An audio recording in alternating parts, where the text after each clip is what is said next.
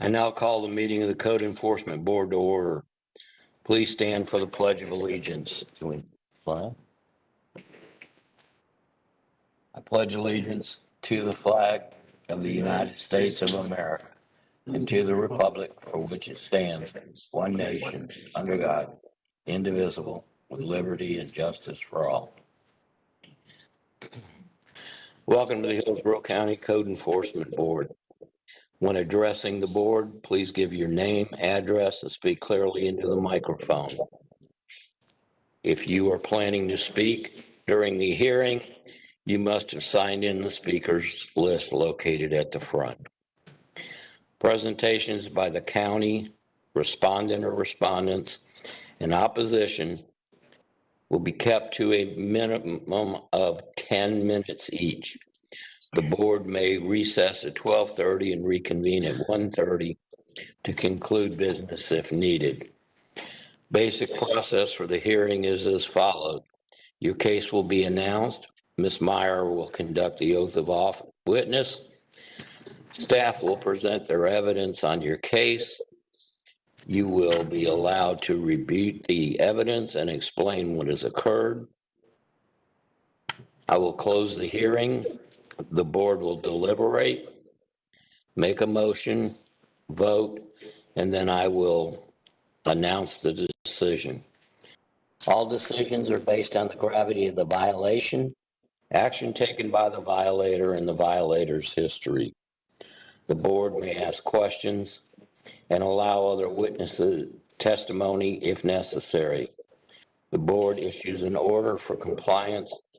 It is your responsibility to notify the Code Enforcement Office on or before the date ordered to demonstrate that the violation or violations have been corrected.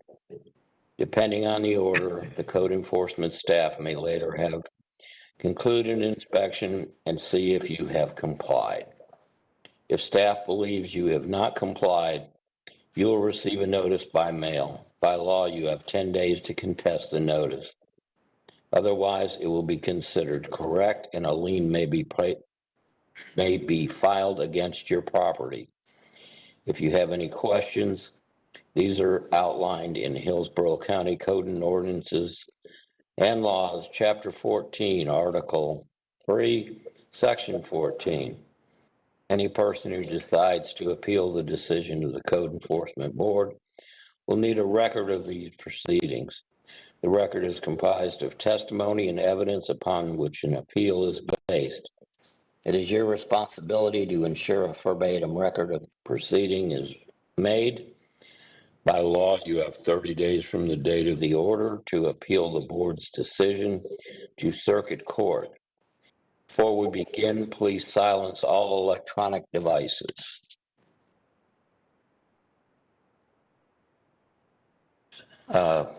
Ms. Myers.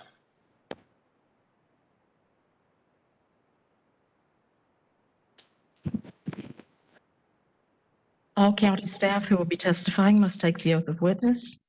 Please stand and raise your right hand. Do you swear or affirm the testimony you're about to give will be the truth, the whole truth, and nothing but the truth? Thank you. Okay, roll call, please. Good morning, Board and RF. Here. Boland. Here. Clayton. Here. Durazia. Here. Lorenzen. Present. Priscilla. Here. Wright. Here. Thank you. You have a quorum.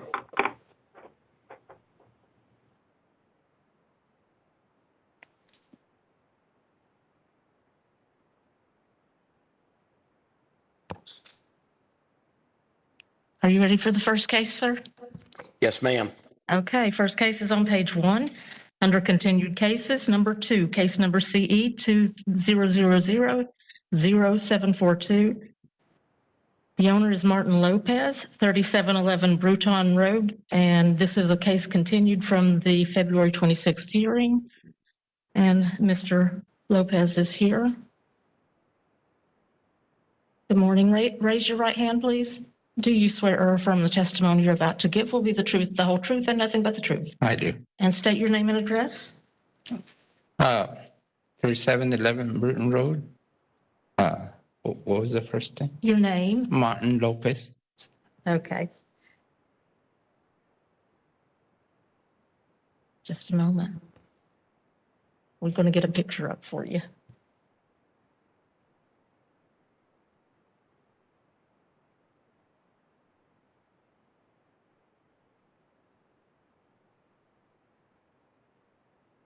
It's not coming up on the screen.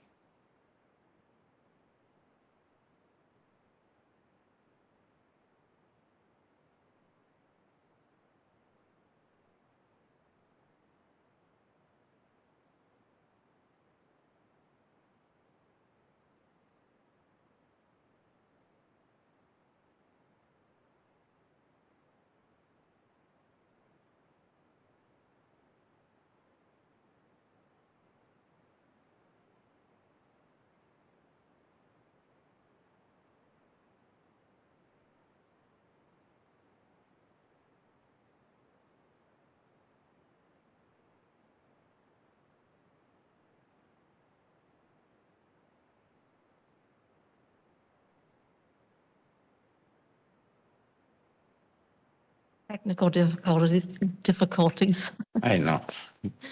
I don't understand.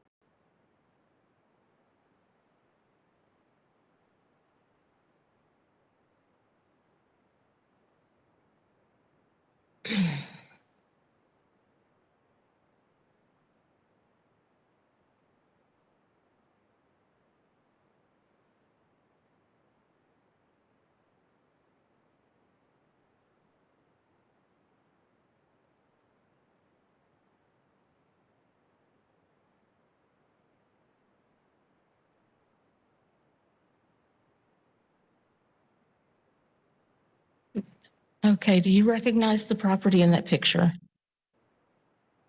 Is that- Yes, I do. Okay, thank you. Okay, officer. Dennis Sweeney. Is this mic on? Okay. Dennis Sweeney, Hillsborough County Code Enforcement. This case is a continuation case concerning conditions with outside open storage, excessive dwellings, and improper mobile home installation. The property has 3 mobile homes on the property, in which 2 are allowed by county. The third one, which is in this photo, is a double wide that is on the property, it's not set up properly, and it's been sitting there as open storage.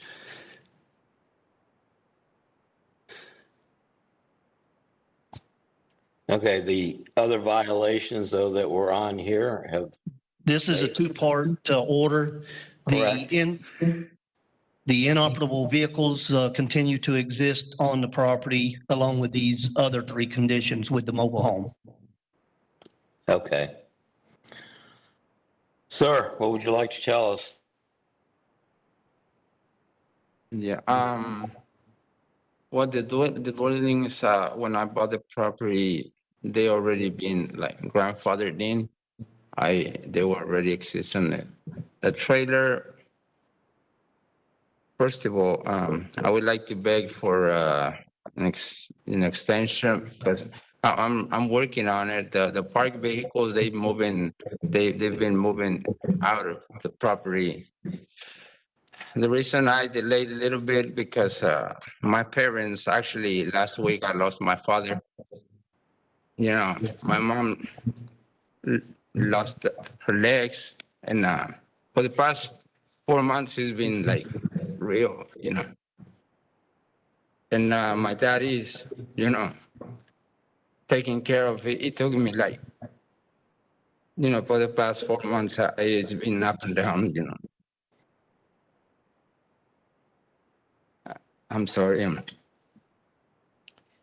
Okay. That's that's holding a lot of my time too. Because I'm a single. I'm not a single. I'm the head of a house fail, and between have to work and keep up. The property's been. But I mean, my brother's supposed to help me out. They didn't. So I would like to beg for maybe a month extension so I can I take action. Actually, the vehicles they already on trailers and stuff ready to be hauled out, and I don't know what else to do. Well, you had time to remove the other stuff and you didn't do it. I don't understand that. Yes, sir. Why should we give you more time?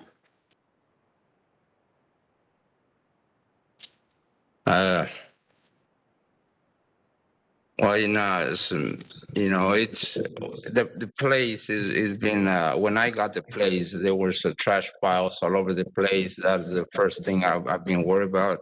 Mr. Sweeney can corroborate maybe that place is looking way a lot better than, when I got it. And that's been consuming between everything else, consuming most of my time, I do a lot of cleanings. I even comply. Filled a lot. Most of the compliance boats, all boats they've been on the place, and it's. I've been doing a lot to the place. The trailer. If you give me more time, I would move it, in the next maybe a week at least or so. I'm ready to push myself. Actually, ask for permission from work, and do it. Go ahead, Mr. Yes, my question is directed to Mr. Sweeney. Mr. Sweeney, I see in the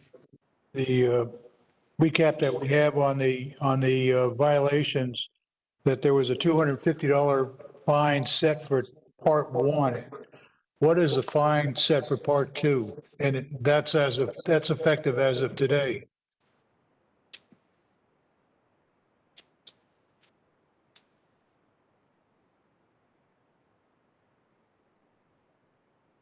I don't have the information in front of me of what part 2 is set for. Part 2 does not have a fine. Part 2 was the continuance of the additional violations. Part 1 was $250 a day for accumulations and outside open storage. So part 2 has no penalty right now, but Right, it was continued to this hearing. Okay. Okay, but part 1 fines are running. Is that correct, Ms. Meyer? I believe the fines will begin for part 1. I believe it is not in compliance for part 1. Correct. My understanding. Okay. Okay. Anybody else have any questions? All right, we need a motion. I'll go ahead and make a motion. All right, this is regarding, let's see, I move in the case of CE 2000742 that based on the evidence presented, I find the property in violation of Hillsborough County Code ordinance as listed in staff presentation. Further, based on the gravity of violation, the action taken by the violation history regarding items 11.13.1 improper mobile home installation and Z 602 excessive dwellings, that the compliance date was set for today, and penalty should be imposed as in part 1, $250 per day. No days. Fine start tomorrow. One day, $250. Okay, we have a motion. Do we have a second? Second, Dorothy, yeah. Who seconded? Who gave the second? Seconded, but I have a question on it. Okay, go ahead. We're in Are we discussion. dealing with part one and part two, or just part two? Just part two, Okay, just part two, because part one's already has a fine associated with it. Okay. All right, all in favor? Aye. aye. Opposed? Aye. All right, roll call. Bordenaro, Yes. Boland, Yes, Clayton, Yes. Durazio, Yes. Lorenzen, No. Brasilis, Yes. Wright. No. Motion carried 5-2. Members Lorenzen and Wright voted no. Thank you. All right, sir, you got to get it out of there or they're going to start running fines on the mobile home as well. Next case.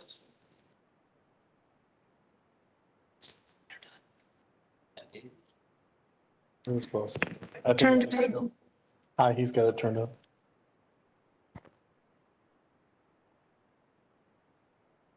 Are we ready for the next case? Okay, next case is on page 2, number 3. Case number CE 2000-7220. The owner is Karen C. Mullis, 2019 Wiggins Road.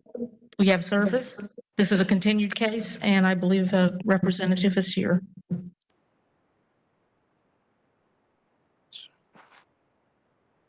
Is someone here for this case? I believe it's a virtual. Virtually? Yes. Good morning. Raise your right hand, please. Do you swear or affirm the testimony you're about to give will be the truth, the whole truth, and nothing but the truth? Yes. And state your name and address. Franklin Mullis, 2021 South Wiggins Road.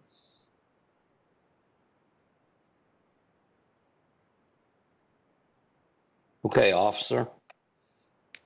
Dennis Sweeney, Hillsborough County Code Enforcement. This is a continuation case also from the hearing from February 26th of this year. The case involves Connex boxes. The owners are submitting plans to have permits for these storage containers to be on the property. We just need an update from the owners where they're at in the process. Okay, sir, go ahead and tell us where you're at. Well, everything's been turned over to the county. Everything says on the paperwork that we received, from the computer offline, that everything was validated. I don't know what that means. I guess accepted. Other than that, we haven't heard anything else from the county on any other information or, anything else that they may need.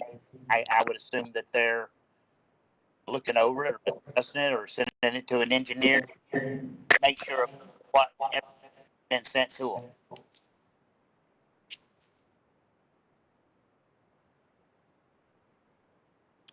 Okay, board members, do you have any questions for the gentleman? He's received notice back that they're working on it. Any questions for him? Go ahead, Mr. Lorenzen. Do we have any documentation from staff or can we verify that that application has been applied for?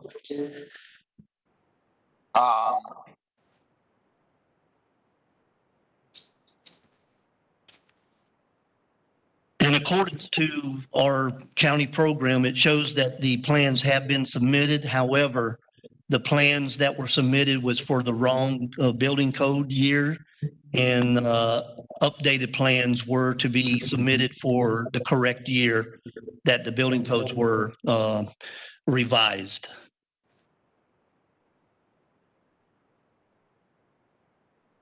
Okay.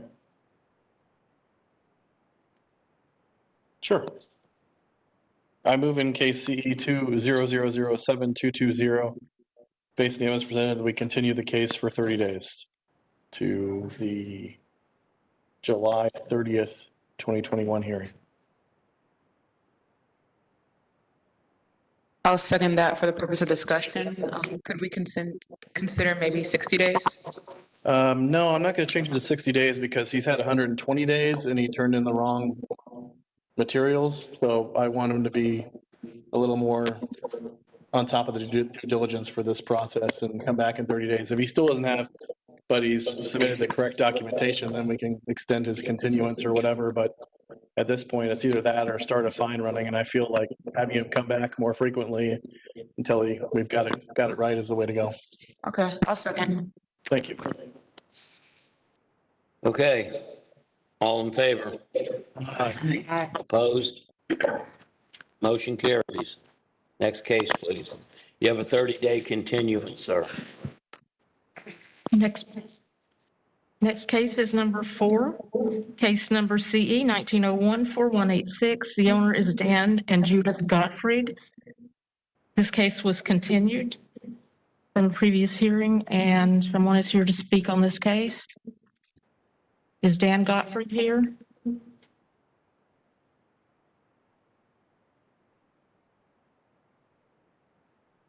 I have a Dan Gottfried signed in. Is he here?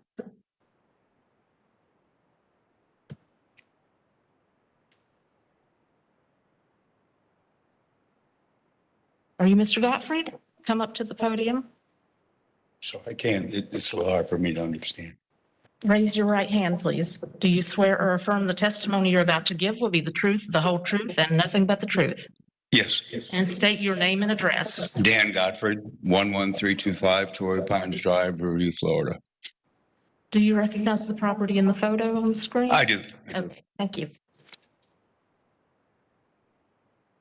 Okay, officer, go ahead. Officer Jason Zalva, Hillsborough County Code Enforcement. This property came to our attention back in September 9th, 2019 for vagrants, accumulations, nuisance condition of accumulations, as well as unsecured building.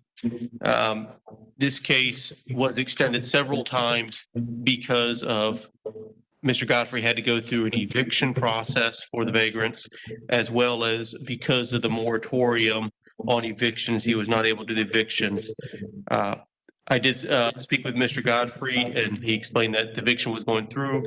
At that point, I went ahead and continued it for a hearing, and that's why it was continued back this time. These were pictures I took as of a couple days ago. Mr. Godfrey says the property is being sold and will be cleaned up now that all the vagrants are gone. There's no one on the property.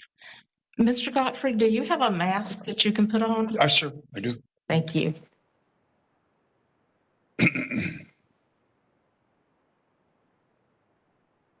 Okay, sir. You're What welcome. would you like to tell us? Mr. Godfrey? Oh, I'm sorry. My hearing is not very well, and this is a little difficult to understand, but we were in court, to evict these squatters. It was like a year and a half. I had the property sold, but nobody wanted to move on it, the last until I got the squatters out, because that was my responsibility. About, maybe 30 to 45 days ago, we got the squatters out. I hired an attorney, and the police came out, and finally we got them out. We went back to the closing table with the purchaser, and I have 3 letters here from him. One is the scheduled closing date now will be on July 16th. And there's a letter here from Mr. Schroff, who is buying this and turning it into a shopping center that he's intended to right away. As soon as he gets the permits and the closing, he will begin the process of cleaning up the property.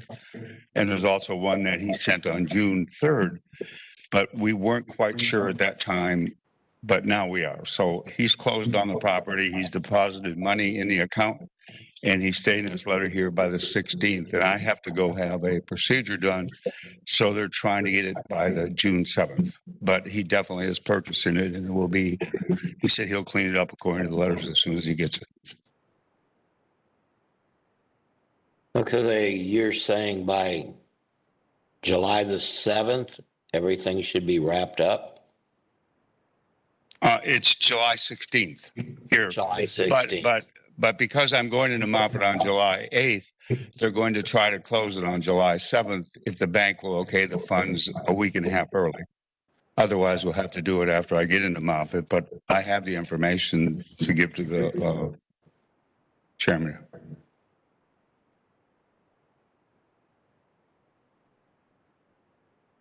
Here you go. Yeah, you can. Yeah. It's, excuse me, it really was a long process to get these people out. And even at the very end, they came with COVID stuff and with the police and that. But anyway, long story short, they are out. The question, you indicated that by July 7th, you have the property cleared up, it's cleaned up. I have a difficult time hearing what's going on. So, I'm sorry, I couldn't understand. He couldn't hear you.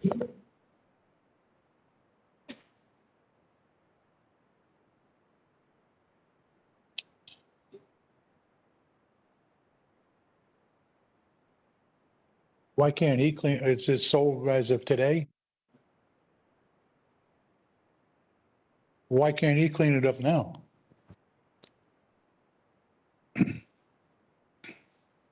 Sir, why can't you clean it up now? I have no idea.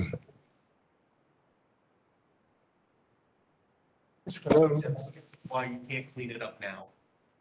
Because it was part of the purchase price, was that he would clean it up. And because it was 2 weeks, or basically 2 or 3 weeks before the closing, it was just, he's going to come in there with a bulldozer and a construction company and just take it all away.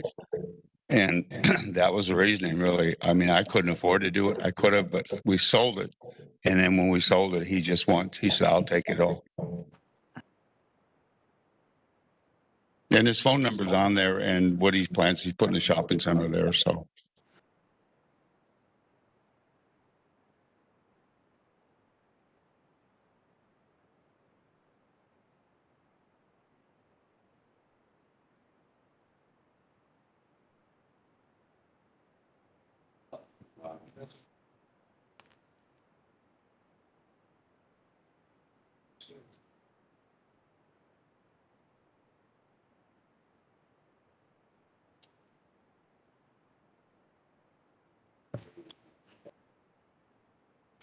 I'd go ahead and, yeah. All right.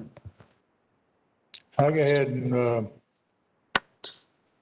well, I move in a case of CE 19014186 that based on the evidence presented, I find the property in violation of Hillsborough County Code and Ordinance as listed in staff presentation. Further, based on the gravity of violation, the action taken by the violator, violator's history, I grant 21 days to come in compliance. Compliance not achieved by the time fine of $300 per day be assessed. Huh? 300. Okay, sir, do you understand?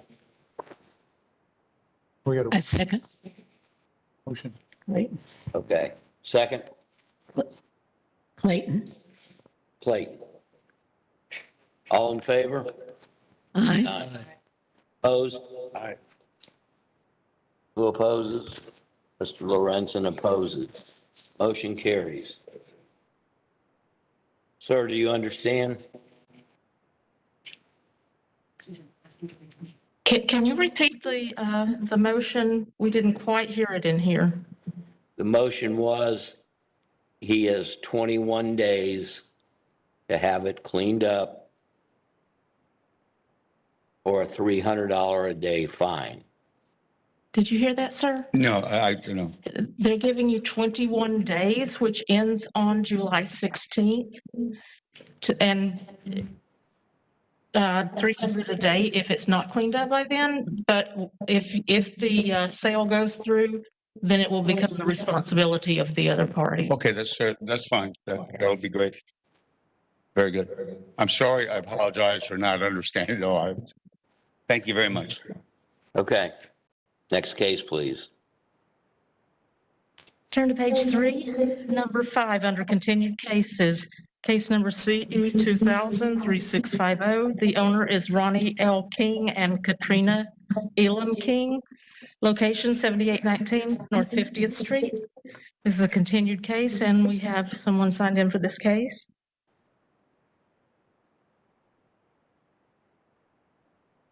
Good morning. Raise your right hand, sir. Do you swear or affirm the testimony you're about to give will be the truth, the whole truth, and nothing but the truth? I so affirm. And state your name and address. My name is Ronnie King. My home address is 10518 Gold Lane, Riverview, Florida 33578. Do you recognize the property in the photo? Yes, that's my property. Thank you. Okay, officer, go ahead. Officer Steen, Hillsborough County Code Enforcement. This property was first inspected on March 16th, 2020. This is a continuation case. You'll notice that the photo, there's a mixture of current and old photos to show you the lack of progress on the property. The part one of the order was complied. The temporary fence for safety was installed. However, there hasn't been any progress since then.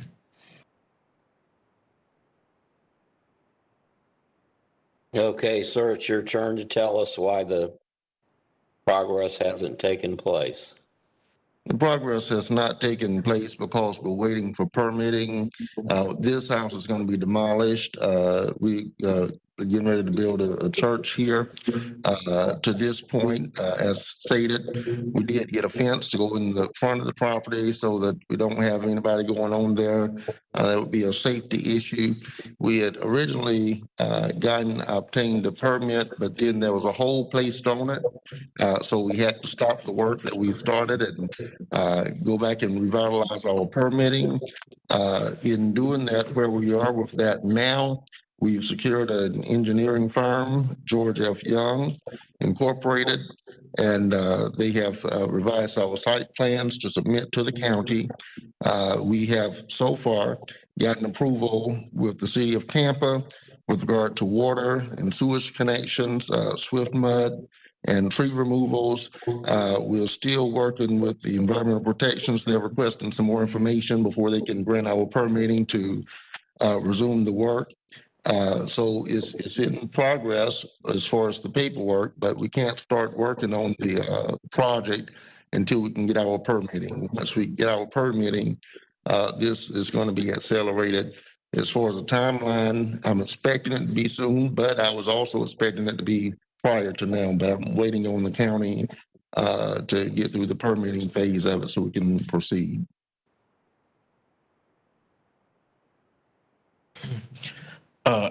Officer Steen, Hillsborough County. As of this month, my last inspection, there were no permits visible in Optics or Acela for either demolition or construction or applications. I have documentation here from the County Department of Environmental Protections, also the City of Tampa with regard to the Water Department, I believe sewage here, as well as information from George F. Young that's working on this case.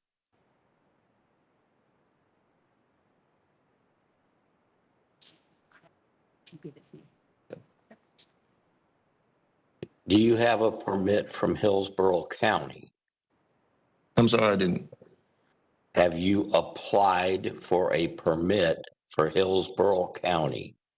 Yes, George F. Young, they applied for the permit on my behalf. And that's what we're waiting for now, going through the permitting phase. Now, with the new system, I don't know exactly how to pull that up online to review it. They changed the system. I think it was in January. The last permit we had, it was placed on hold. And actually, I could give you information on that. But with the new permit that we're applying for, I'm not exactly sure how to pull it up with the new system. It's a little bit more complicated.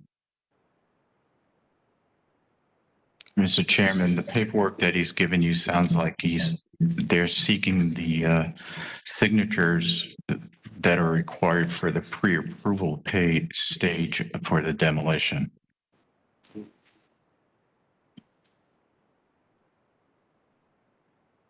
Okay, yeah, what I have here is from Developmental Services.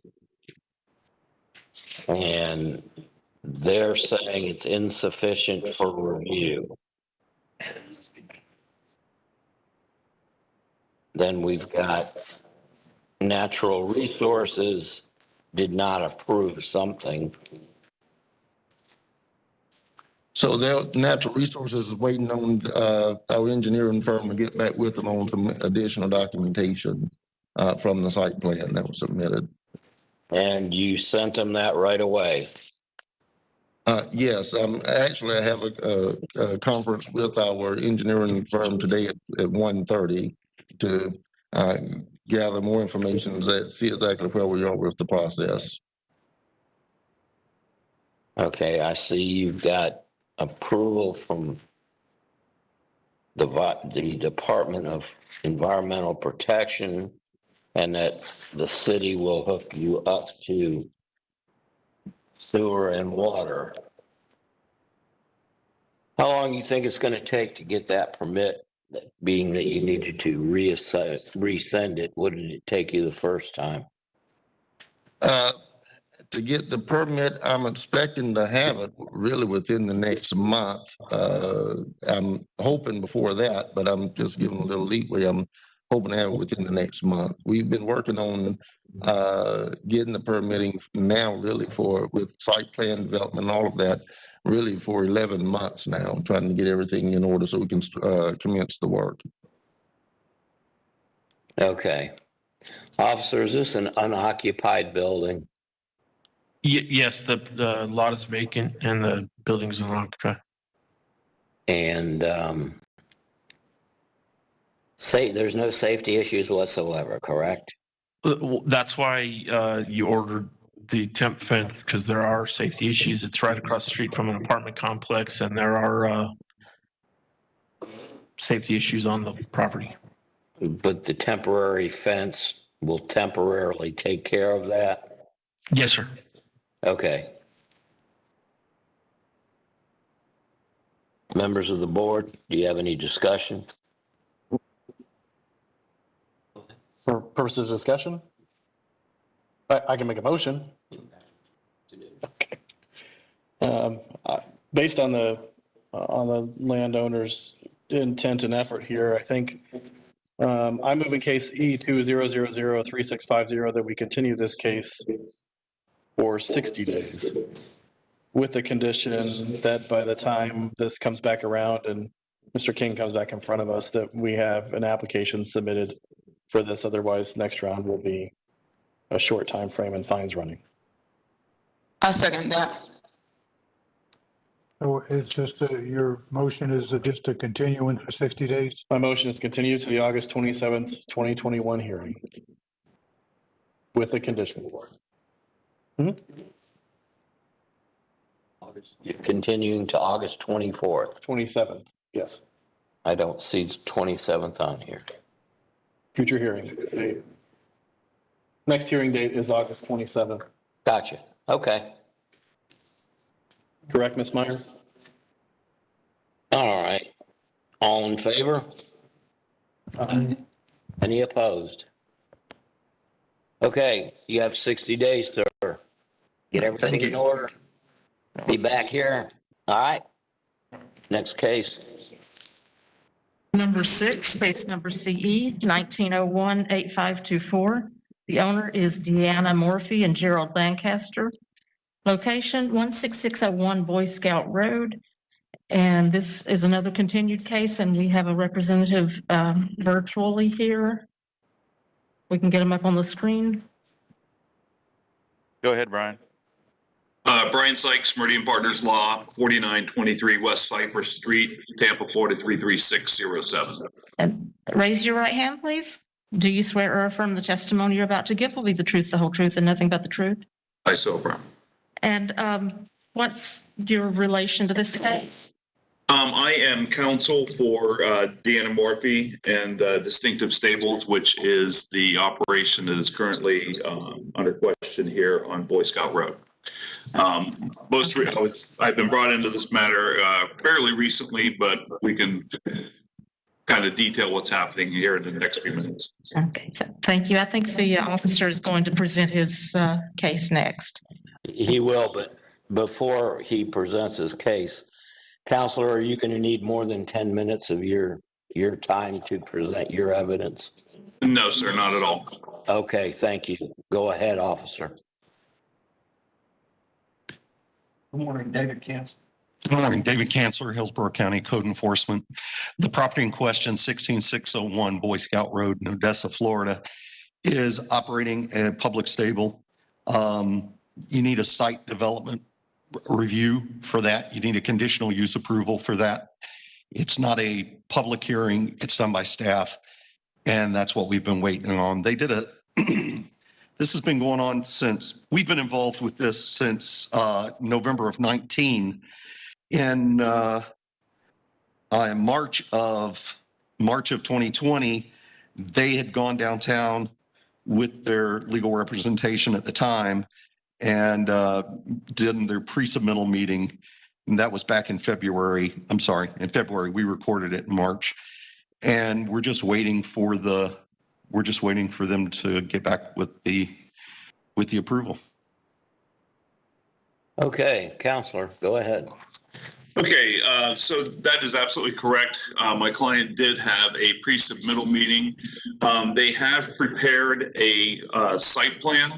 One of the issues that we have is that the Land Development Code's definition for a public stable or private stable don't 100% fit this type of use.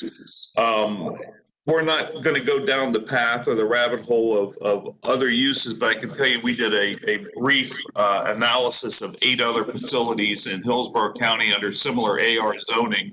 And none of them have a conditional use. None of them have any a PD type of zoning for it or anything further. So when I got involved here in the last week or so, my recommendation to my client was twofold. Number one is we need to reach out to planning and growth management and find out, A, if they would support potentially a PD use for this property, because there is some flexibility that would be required to allow for this continued use. Most specifically, the issue lies in the number of equine or horses that are allowed on the facility on an acreage basis. With a PD, I think we could solve this. Alternatively, we could potentially solve it through a privately sponsored code amendment to look at the definition, look at the existing uses within the county, and see what the county will be able to support. As I mentioned, I just recently got involved in this. I am going to be reaching out to Mr. Gormley first part of next week, although with next week being the 4th of July holiday week, there's a potential we may not be able to meet or talk, but my client is taking active action on this to make sure we rectify the problem. Okay, how long do you think it's going to take for you to get something squared away one way or the other? That's a great question. I would say if we could have a 60-day extension on this, by that time we will either A, have a privately sponsored code amendment submitted to the county, or we'll have a request for a PD zoning approval submitted.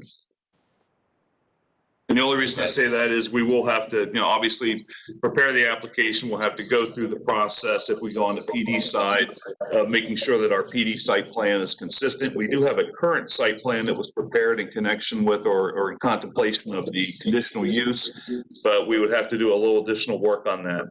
They have retained Fuson Engineering, so we do have, all the necessary professional parties on staff now.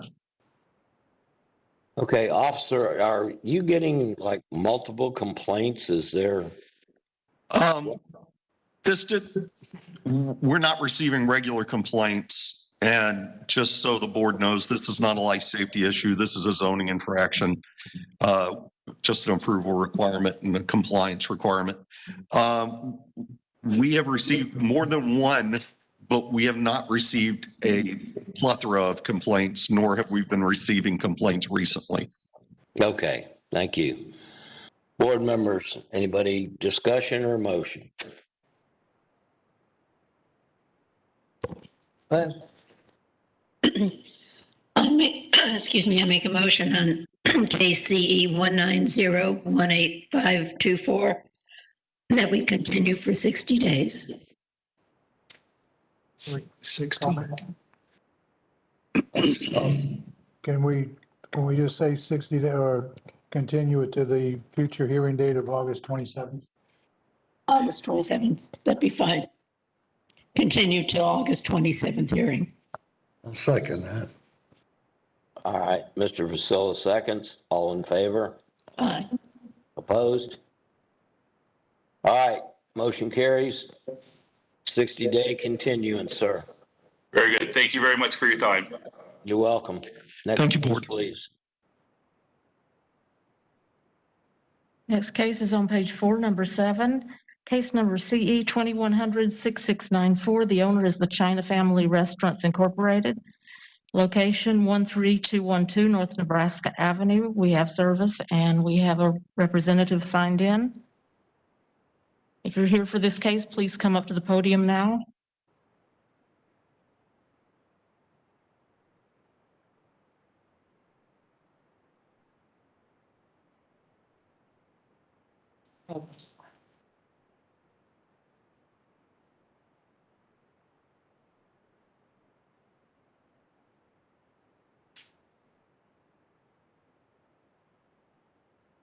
You can pull that microphone down towards you a little bit. Raise your right hand, please. Do you swear or affirm the testimony you're about to give will be the truth, the whole truth, and nothing but the truth? Yes. And state your name and address. My name is Evelyn Diaz. I live at 13212 North Nebraska, Tampa, And you- Florida, 33612. Are you, what is your relation to China Family Restaurant? I'm the manager. Okay. Do you recognize the property in the photo? Yes. Thank you. Officer, go ahead. Good morning, Board. Brian Lance, Hillsborough County Code Enforcement. 13212 North Nebraska, the Frontier Travel Park. The county first cited this property back on May 13th of this year. Property's been cited for accumulations. We have household items, aluminum cans, and other junk, trash, and debris. We have outside open storage. There's appliances and other items. The recent inspections, June 17th of this year and June 22nd of this year are the most recent ones as indicated in the photos. Obviously, I've been in contact with Ms. Diaz and she was served notice in person.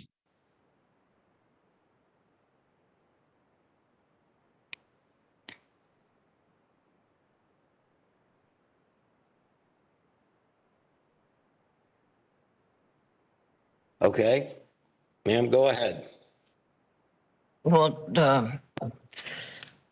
we're trying to do the best we can. I need a continuance though. We're supposed to do a lot of painting. We haven't been able to because of the rain. My workers have been out and it's just hard to get help. Good help. And I'm hurt. Okay, ma'am, this has nothing to do with painting. This has to do with the accumulations, the junk all over the place, and outside open storage. Nothing to do with painting. No, sir. Yes, sir. Okay. The couple of the pictures. Go ahead. Couple of those pictures there, since this happened, I've given them a 3-day notice.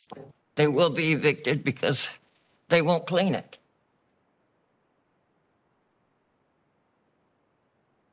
And we go in there, we've been going through people's houses and their yards rather, and collecting stuff ourselves and disposing of it. I have a 30-yard dumpster on site that's overfull. This here, that's the one I'm gonna evict.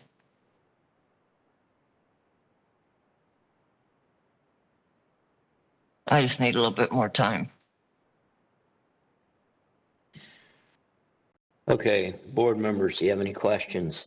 Yes. Go ahead, Mr. Ball. Well, my agenda is China family restaurants.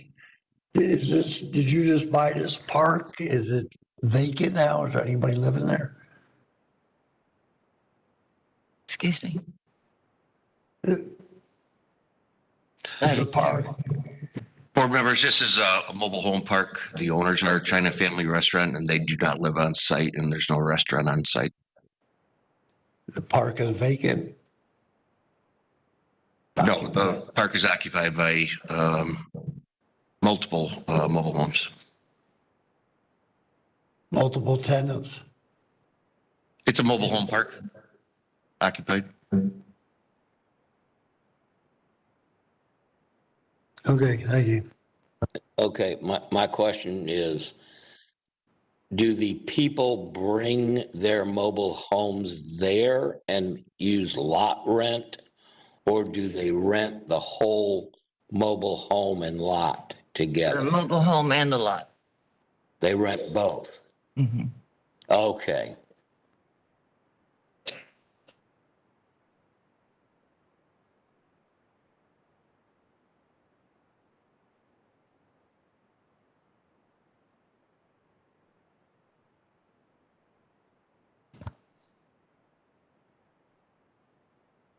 Well, I guess my question is, whose responsibility is to keep up the lot?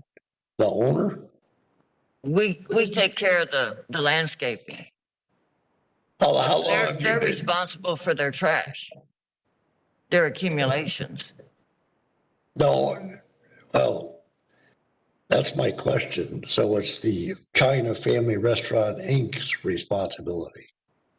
All right, how long have you managed or owned this park? How long have I managed it? About 5 years. About 5 years. 5 years? Okay. It's never been this bad. I've got a lot of problems with drugs in there. It's a mess. I've asked the sheriff's department, I've given them addresses, and I can't get them to come in here and get the drugs out. That's what's happened to the park.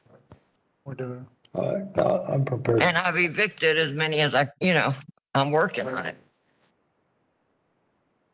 Mr. Boland, go ahead and make your motion. I move in case number CE 21006694 that based on evidence presented, I find that the property is in violation of Hillsborough County Code of Ordinances as listed in staff's presentation. Further, based on the gravity of violation actions taken by the violator virus history, I grant 60 days to come in compliance. If compliance is not achieved by that date, a fine of $300 per day be assessed. Second, Lorenzen. Thank you. All in favor? Aye. Opposed? Motion carries. Ma'am, you got 60 days to have it cleaned up or you'll be fined $300 a day. Thank you. Next case, please. Turn to page 6, number 10, case number CE 200-16716. The owner is the Poinsettia Trust, 11340 Poinsettia Street. We have service and we have some people signed in for this case.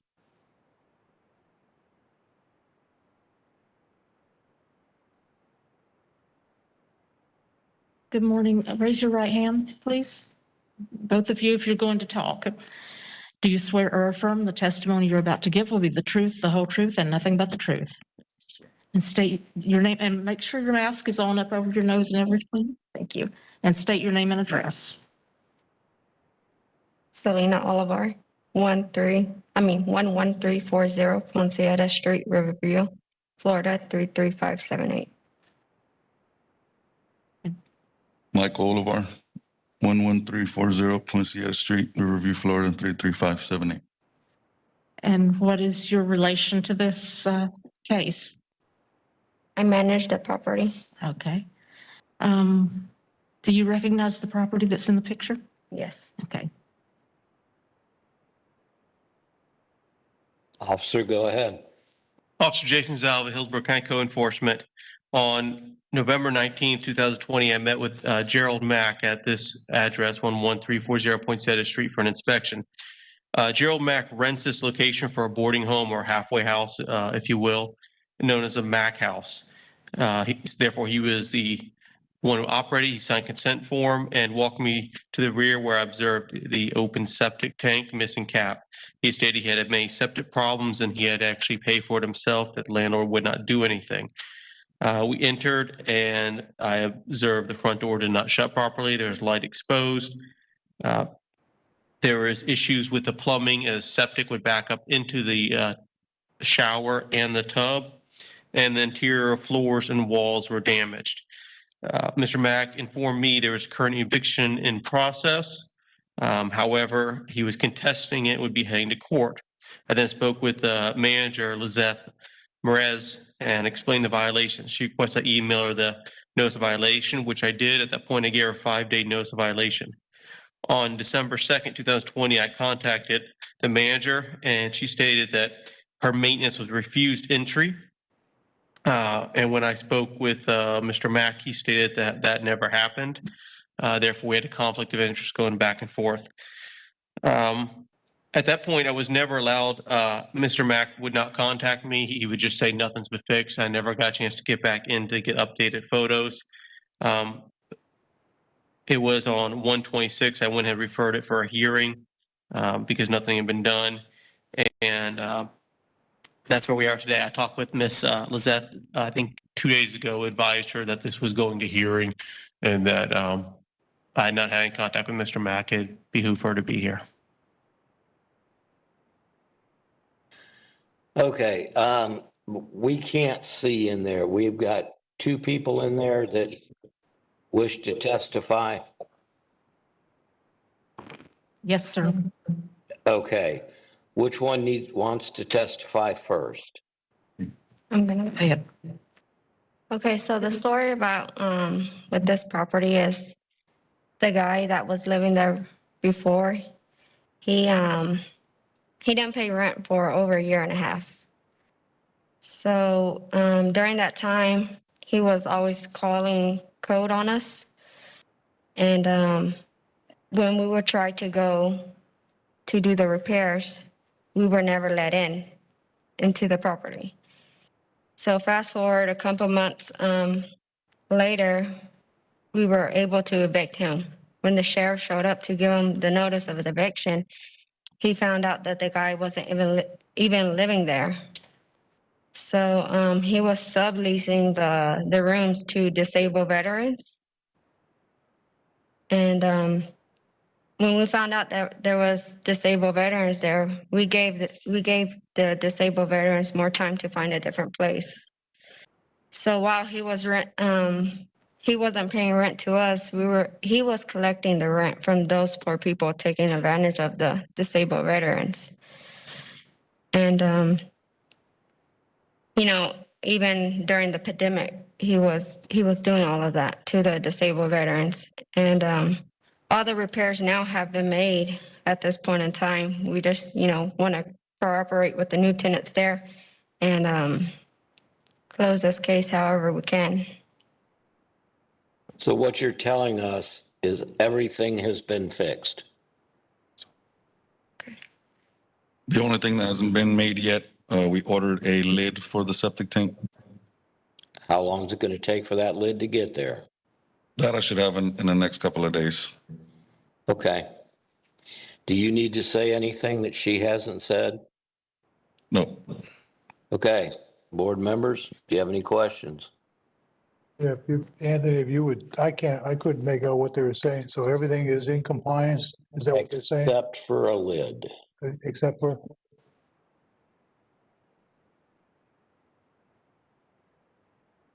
I'm prepared to make a motion then. Mr. Priscilla, go ahead and make your motion. All right, I move in the case of CE 200002, I'm sorry, CE 20016-716, that based on the evidence presented, I find a property in violation of Hillsborough County Code and Ordinance as listed in staff presentation. Further, based on the gravity of violation, the act taken by the violator, violator's history, I grant 5 days to come in compliance. Compliance not achieved by that time, a fine of $500 per day be assessed. I'll second that, all right? Okay, do we have any discussion? Okay, all in favor? Aye. Aye. Opposed? If somebody's opposing? No, okay. Motion carries. Next case, please. 5 days. Can you repeat I don't think they heard. Was that 5 days and $500 a day? Yes. Yes, that's correct. Okay. Okay, next case is on page 7, number 13, case number CE 200149111. The owner is Ann Renee King, 2102 Doefield Court. We have service, and Ms. King is appearing virtually.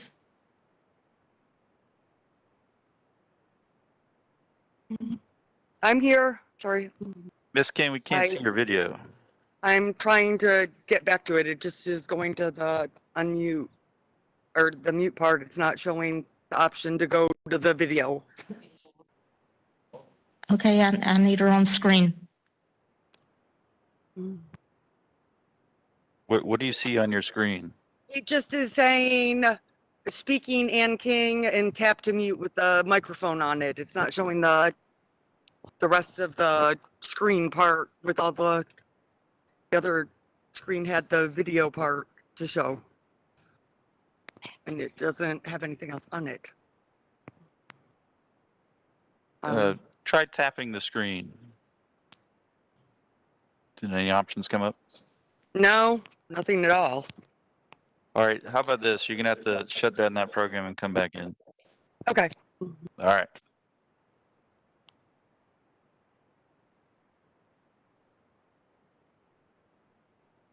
Okay, we're going to go to the next case. Next case is on page 8, number 14, case number CE 200150772. The owner is Dorca Lopez, 7024 North Thatcher Avenue. We have service, and Ms. Lopez is present. Please raise your right hand and turn the microphone on. There you go. Do you swear or affirm the testimony you're about to give will be the truth, the whole truth, and nothing but the truth? Yes, ma'am. And state your name and address. Dorca Lopez, 7024 North Thatcher Avenue, Tampa, Florida, 33614. Do you recognize the property in the photo? Yes, ma'am, that's my property. Thank you. Okay, officer, go ahead.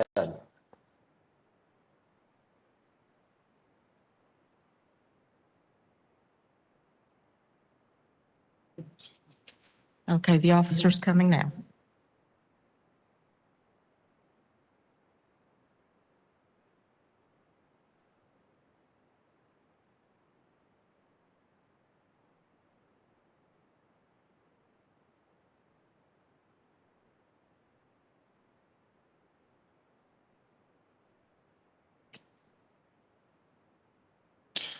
Morning. John Karen, Hillsborough County Code Enforcement. May it please the board. Property in question is located at 7024 North Thatcher Avenue, Tampa, Florida, 33614.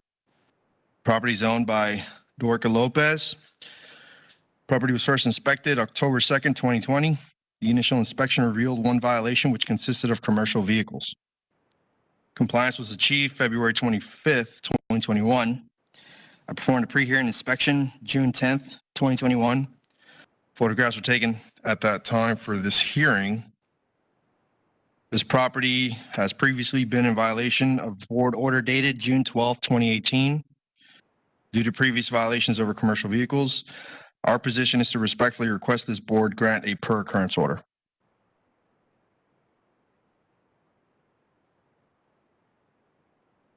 Okay.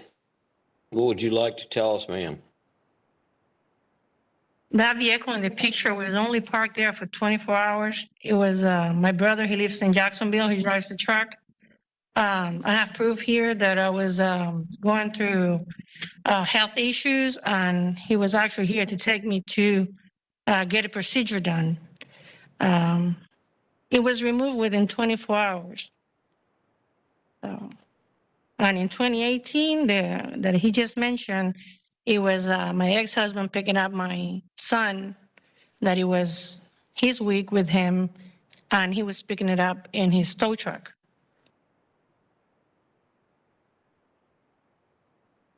So it's not like I have a commercial vehicle parked in front of my house all the time. I mean, this happened 2 times. Okay, so that truck's not there right now. No, it wasn't there after that picture was taken. He was only there for 24 hours. Okay. He came from Jacksonville to take me to have a procedure done. Okay. Board members, do you have any questions? Somebody like to make a motion? Mr. Lorenzen? I'd be happy to, Mr. Chairman. I move in case CE 200150072. But based on the evidence presented, I find that the property is again in violation of Hillsborough County codes or ordinances as listed in staff's presentation and of the previous order dated 6/12/2018. This constitutes a repeat violation as defined in Florida statutes. Further, I find that property is now in compliance with this code provision in order that it remain in compliance with this code provision. Additionally, a fine of $250 per day per occurrence be imposed for any repeat violations of this order. Do we have a second? Second. Second by Mr. Priscilla. All in favor? Aye. Opposed? Okay, motion carries. Next case, please. Okay, ma'am, that means if they find it again, then there's going to be a fine. I understand. Thank you. Thank you. Next case is on. Do we Ms. have the King is other one?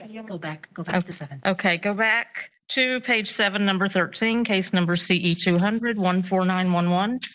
The owner is Anne Renee King, 2102 Doefield Court. We have service, and Ms. King is appearing virtually. Raise your right hand, please. Is that her? Do you swear or affirm the testimony you're about to give will be the truth, the whole truth, and nothing but the truth? Yes, ma'am, I swear. And state your name and address. Anne Renee King, 2102 Doefield Court, Rico, Florida, 23596. Thank you. Go ahead, officer. Good morning, Officer Larry Hoffman, Hillsborough County Code Enforcement. I'll be presenting this case for Officer Jim Carr, who is unfortunately under the weather. The property in question is located at 2102 Doefield Court in Valrico, 33596.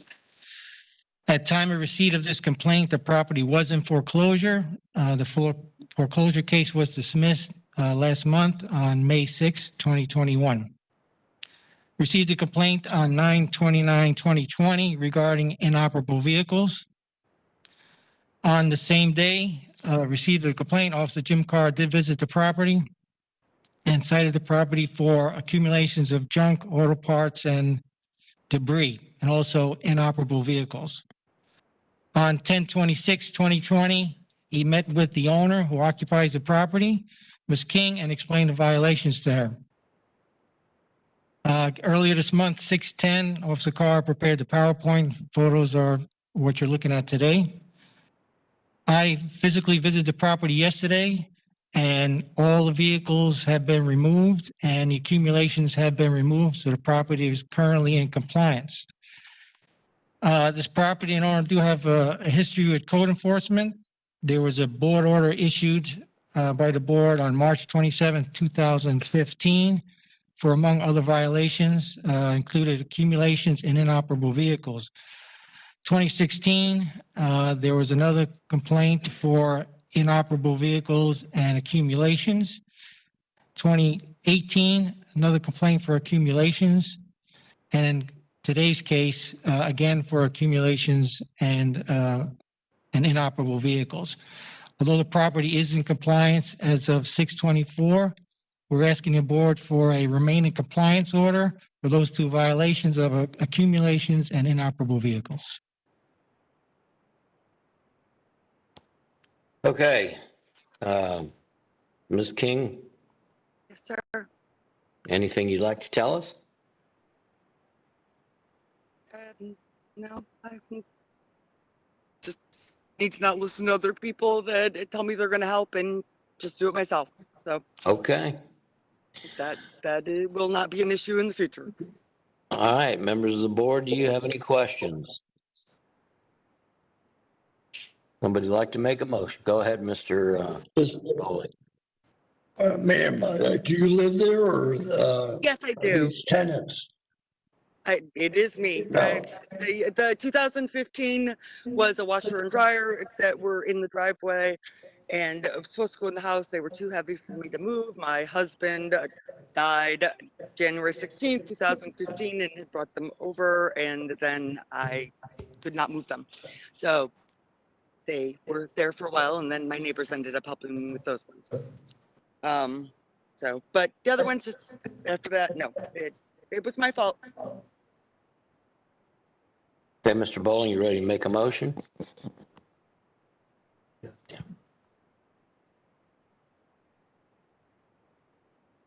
Make a motion.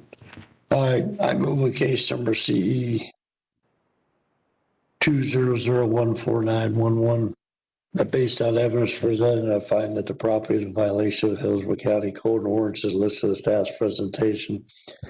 Further, based on the gravity of the violation and actions taken by the violator and violer's history, I agree in 45 days to come in compliance. If compliance is not achieved by that date, a fine of $100 per day be assessed. It is already Second in for compliance. second for purpose of discussion, but Mr. Boland, I think what they're asking for here is an order to stay in compliance instead of a timeline and a fine. The property is now in compliance, so I think they're looking for an order to stay in compliance. He just wants an order to stay in compliance.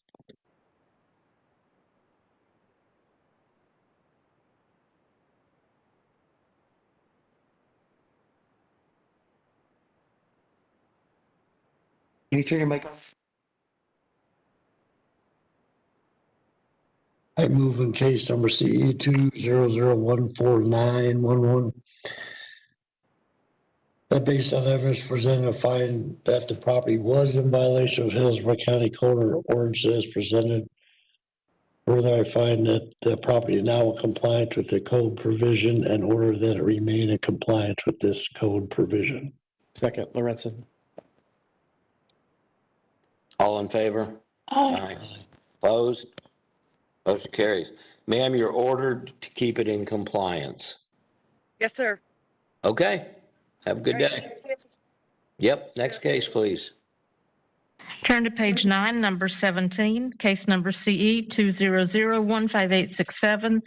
The owner is Magdiel Estevez Castellanos, 4216 West Idlewild Avenue. We have service and we have someone signed in for this case.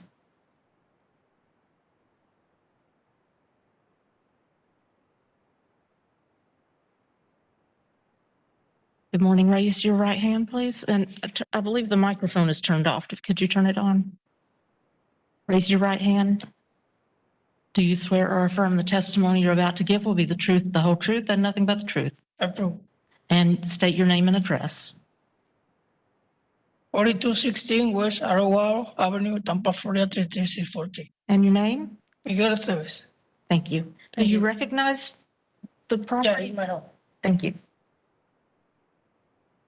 Good morning, John Carey on Hillsborough County Code Enforcement. The property in question is located at 4216 West Idlewild Avenue, Tampa, Florida 33614. The property is owned by Castellanos Magdiel Estevez. The property is owner occupied. Property is not in foreclosure. Property was first inspected October 2020. The initial inspection did not identify a violation. However, a Saturday inspection was performed October 24th, 2020, and it was revealed that said property was in violation of commercial vehicles. Compliance was achieved November 2nd, 2020. I performed a pre-hearing inspection June 14, 2021. Photographs were taken at that time for this hearing.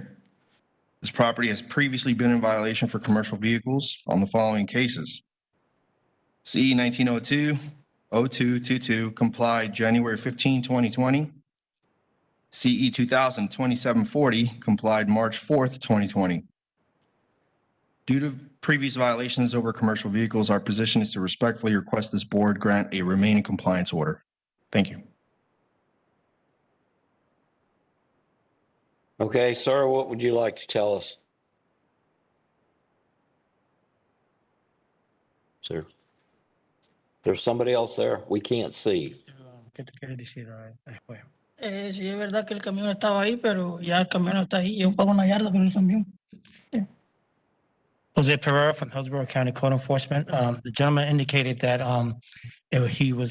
Officer John Cameron was correct. He was in violation last year, but at the present moment, he did find a location for that vehicle, so he's in compliance. Since that time, he hasn't brought it back again. Okay, so y'all just need a order to remain in compliance. Okay, so. Yep. Okay, board members. Okay.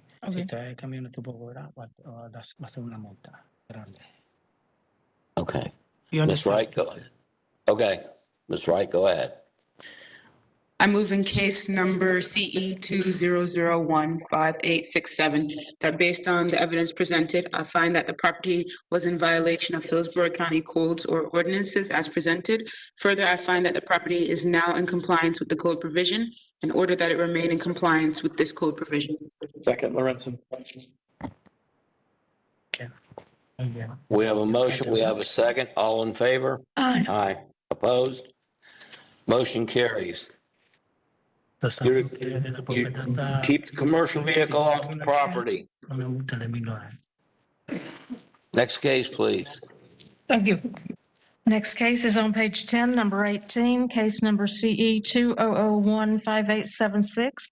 The owner is Miriam Gonzalez, 6923 North Lois Avenue. We have service, and we have some parties signed in for this case.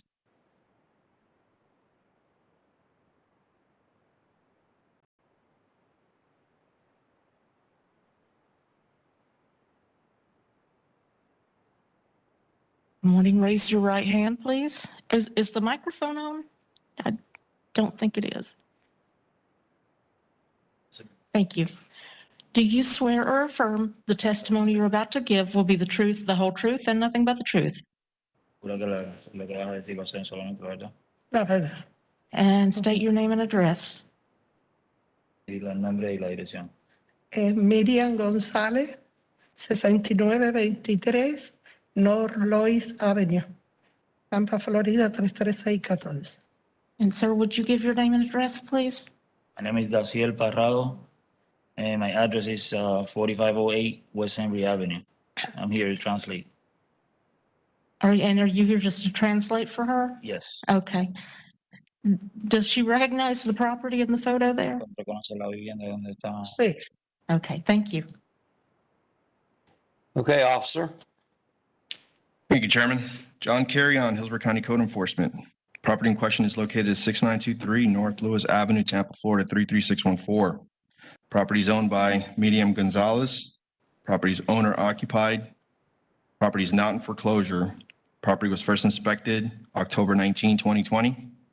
The initial inspection revealed that the property was in violation of commercial vehicles. Compliance was achieved on February 26, 2021. I performed a pre-hearing inspection June 10, 2021. Photographs were taken at that time for this hearing. This property has been adjudicated twice in the past for having commercial vehicles. They are as follows. Board order dated June 12, 2018. Board order dated July 22, 2019. Due to previous violations over commercial vehicles, our position is to respectfully request this board grant a per occurrence order for the condition of commercial vehicles. Thank you. Okay, what do you need to tell us? Okay, well, the commercial vehicle that it was on the picture, the first one, the Chevy, it was there because I'm actually his her son-in-law. So that vehicle was mine, and it was removed. I was with Covey at the time, and I couldn't get to the vehicle on time, so I removed it as soon as I could. The trailer that is in the picture is a trailer that I use for my own, and I don't think it's a commercial vehicle, and so that's why I park it there. But the other vehicle is not there anymore. So you're saying there's no commercial vehicles on the property? Is that what you're telling us? Yes, sir. Okay. Mr. Lorenzen. Officer Carrion, can you confirm for the violator in regards to the trailer, it's because of the axles, correct? It's not because of whether it's personal or commercial use? Board member, thank you for the question. More or less what's being requested here is that the property has previously been adjudicated for the condition of commercial vehicles. At the time, what was identified was the Chevy vehicle. There is a trailer there. I did not proceed to identify that. But again, just to reiterate, the property has been adjudicated twice in the past. So that's what's being requested. Thank you. Sure. Prepare to make a motion. I move in case CE 200158876, based on the evidence presented, I find the property is again in violation of Hillsborough County codes or ordinances listed in staff's presentation and of the previous orders dated 6/12/18 and 7/22/19. This constitutes a repeat violation as defined in Florida statutes. Further, I find the property is now in compliance with this code provision, order that it remain in compliance with this code provision. Additionally, a fine of $300 per day be assessed for any per day per occurrence be imposed for any repeat violations of this order. All right. All right, Mr. Vasula, second. All in favor? Aye. Opposed? Okay, sir, if there's a commercial vehicle on there again, it's going to be $300 a day, and all they got to do is see it there. All right. Okay. Thank you very much. You're welcome. Next case, please.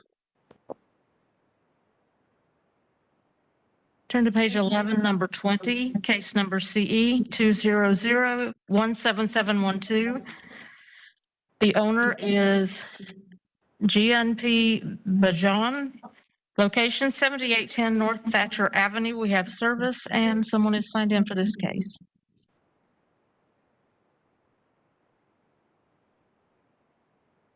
Good morning. Would you please keep your mask up? Oh, I'm sorry. Yes. Raise your right hand, please. Do you swear or affirm the testimony you're about to give will be the truth, the whole truth, and nothing but the truth? Yes. And state your name and address. Gian Bajon, 7810 North Thatcher Avenue, Tampa, Florida, 33614. Do you recognize the property in the photo? You don't. That's not the correct. 200-17712.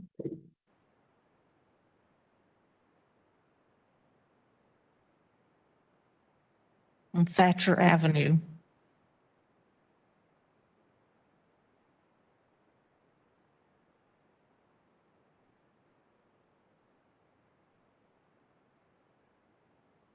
Yeah. You recognize that Yeah. one? Okay, thank you.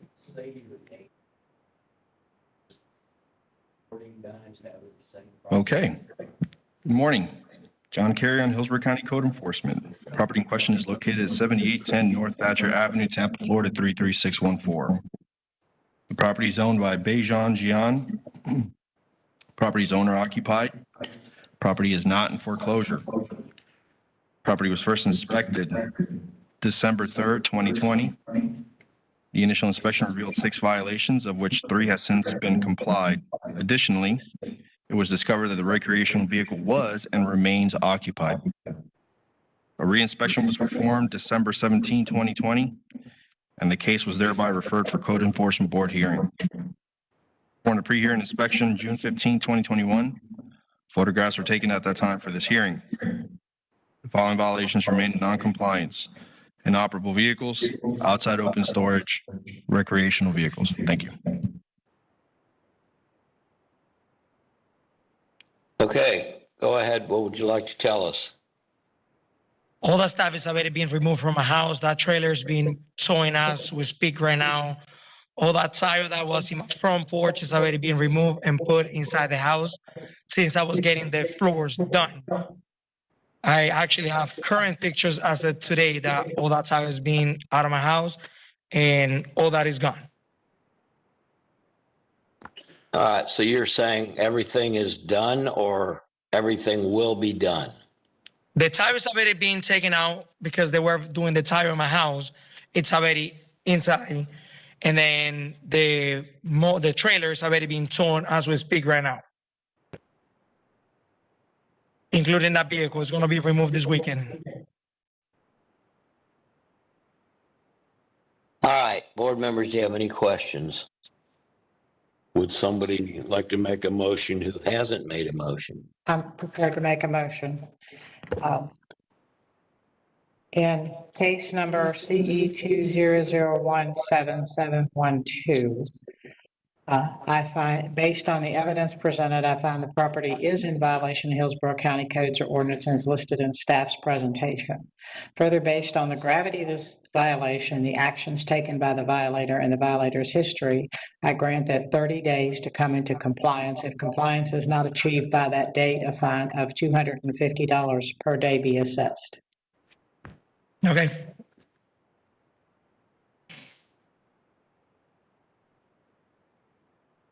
Your name?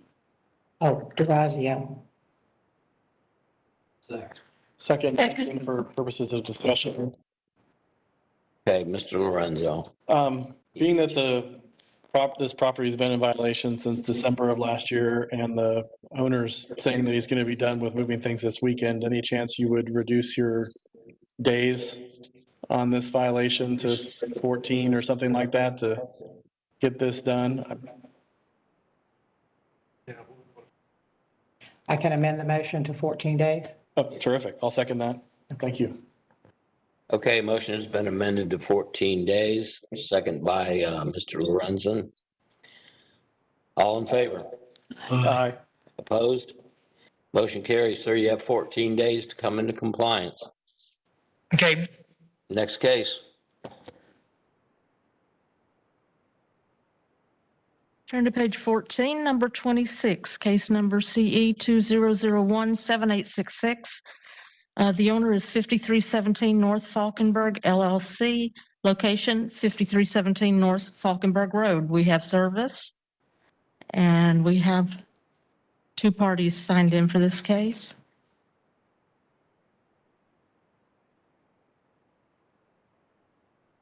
Will your client be testifying? Okay, I need him to take the oath. Raise your right hand, please. Do you swear or affirm the testimony you're about to give will be the truth, the whole truth, and nothing but the truth? So affirm. Yes. And state your name and address. My name is Jack Delkamp. I am attorney and representative for the property. Well, my address is 4970 Park Boulevard North, Helms Park, Florida, 33781. There's Dwight Blake, 6618 Carrington Sky Drive, Apollo Beach, 23570. And are you the owner of the LLC, or No, rental. do you recognize the property in the photo? Yes. Thank you. Counselor, is this going to take you more than 10 minutes? No, sir. Okay.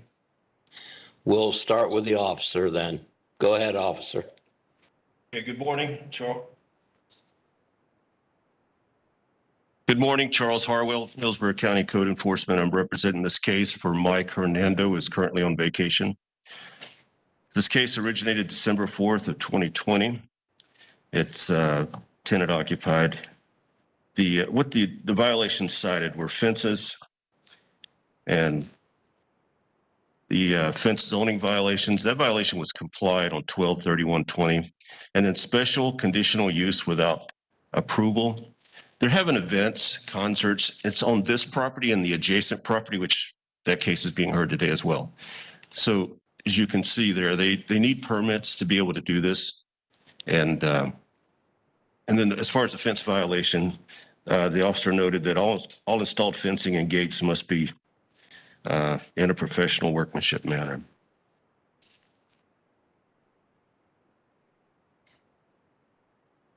Okay, Counselor? Yes, sir. I'm here on behalf of 5317 North Falkenberg LLC. As the owner of this property. My client has leased this property to Mr. Blake, who is also here to testify. He's occupied this property for approximately 2 years. I became aware of these violations in January and got involved with the property owner and Mr. Hernando, trying to figure out exactly what it was that the tenant needed to become in compliance for hosting the events. Ultimately, it resulted in Mr. Blake hiring an alcoholic beverage licensing attorney to work with the zoning office and ultimately determine which type of conditional use permit was required. My understanding was that the permit was filed in April. My communications with Mr. Blake's attorney was through March and April. However, it was actually recently filed in May. The issue so my understanding in discussions with Mr. Blake and my client is that during this period of violation, there were no events being held.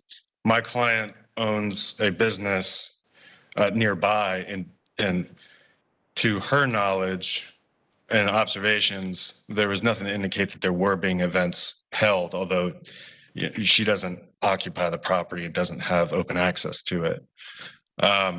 The thing that I struggled with in my discussions with Mr. Hernando was, if from the property owner's perspective, if there are no events being held, then there would be no permit required. So ultimately, how can we close out the violation if there are no events being held? If the client's not, or the tenant is unable to obtain a permit. So, with regard to the fences, my client has spent approximately $15,000 installing new fences on this property, 5317 North Falkenberg Road, and the adjacent property, 10103 East US Highway 92, which is the next case on the agenda. As far as the conditional use permits go, we just got a letter that there's supplemental items needed to complete that, but the zoning department is in the process is processing that application. So with regard to today's proceeding, we'd ask for this case to be reset in order to obtain the permit, or in the alternative, to come to a resolution with the tenant about how to proceed in the absence of a permit, whether it's termination of the lease and vacation of the property, or some other way to ensure that there are no events held on the property without permits.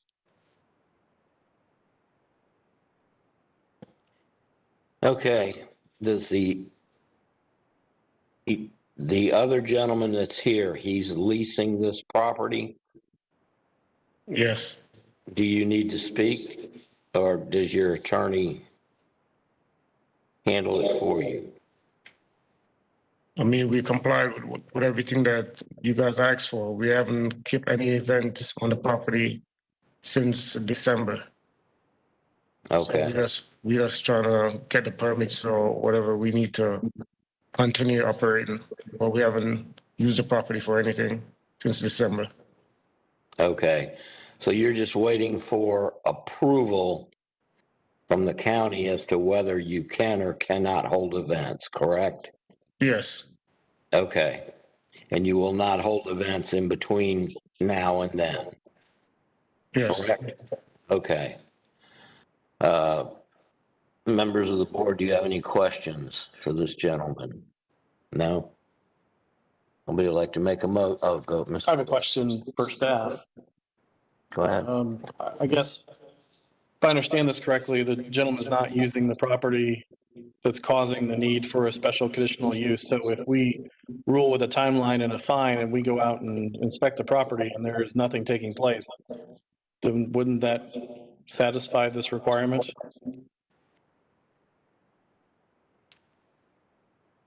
As far as this case would be concerned, it puts us in an unusual situation, and the answer to that would be yes.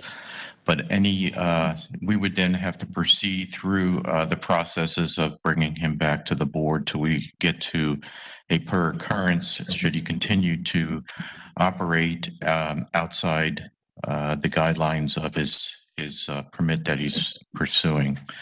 And he's pursuing a neighborhood fair permit. It would give him the opportunity to hold events on the property, but for a limited period and limited number. And there are other conditions that he has to present to the special use hearing officer to meet approvals for the permit too. So the answer to that is yes. This is, if he complies with everything in the future, they will not see him in this hearing again. But if he does not, then we'll continue through the process till we can get him to a per occurrence. Okay, thank you.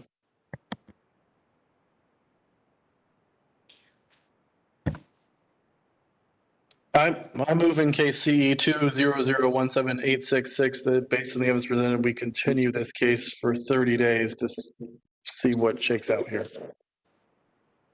Discussion on that? We don't have a second. Oh, second with a discussion. Yes, sir. I would say that in addition to your 30-day continuance, that no events are held. Absolutely. I think that's already on the previous, so I'll be happy to extend that so that there's no events held. Amended to add that there are no events held during the continuance. All in favor? Aye. Opposed? Motion carries. While we have them here, let's hear the other case.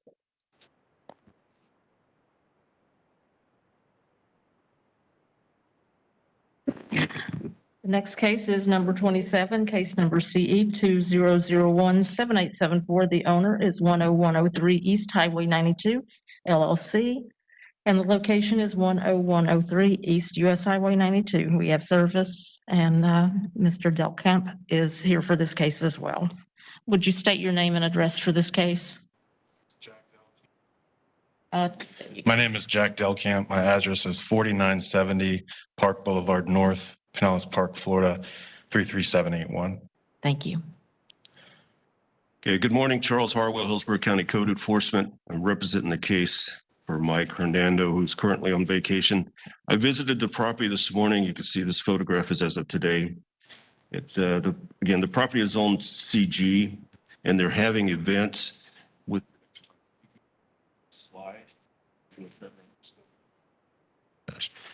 I'm sorry. So I'm representing, so the property is zoned CG. If you go to the next slide, so you get a better understanding of what the property is. This particular case is the one highlighted in red. If you look at the wooded lot along Falkenberg Road and the property, without trees, that was the other case. And they're transporting back and forth between the two properties. That's why both cases are here today, handling events. If we can go to the next slide, you'll see they've moved the fence. The fence was right there at the other side of those cross ties. There's the grandstand, and now they've moved the fence back in front of the grandstand. I'm not sure if the grandstand is on this particular property or not. I'm not sure where the property line is at, but it wouldn't take much effort to move the fence back to its previous location. But so the violations were fences. There was a chain link fence broken in numerous places. Whether there's a new fence put up, you can't see the chain link fence.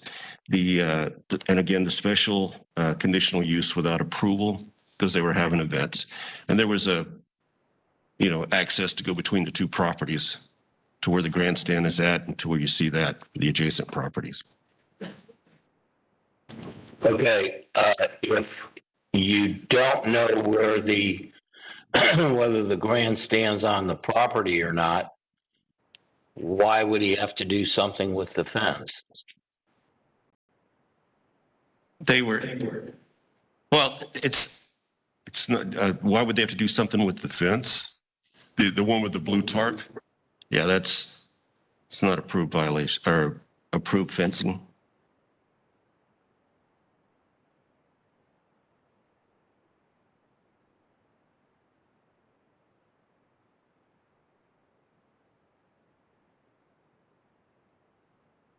Okay. Sir, what would you like to tell us? I think you're represented by counsel, correct? Counselor, Yes, sir. go ahead.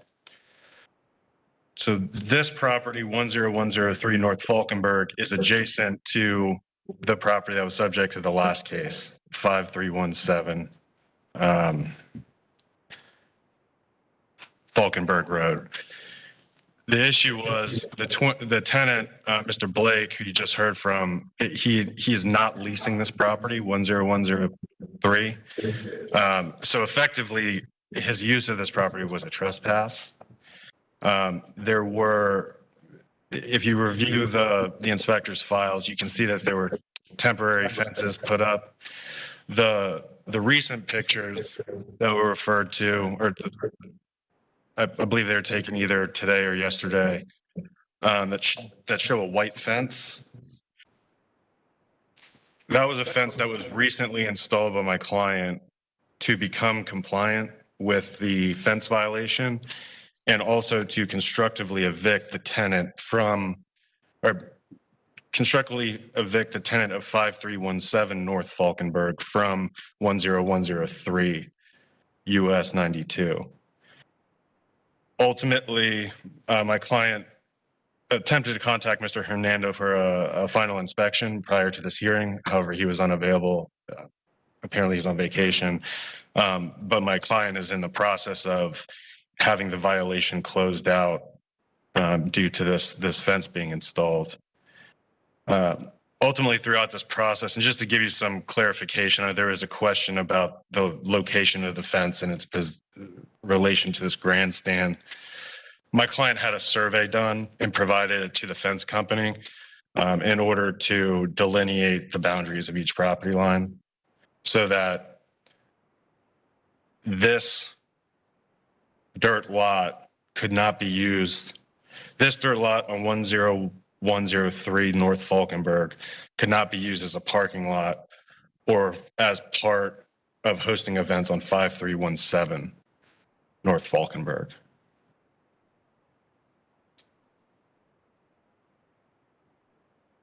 So you're saying you're in compliance, it's just the officer and the gentleman have not been able to get together? Is that what you're saying? That's my understanding, sir. Okay. Members of the board? Questions? Anybody have a question? Somebody like to make a motion? Sure, I'll make a motion, Mr. Chairman. Go ahead.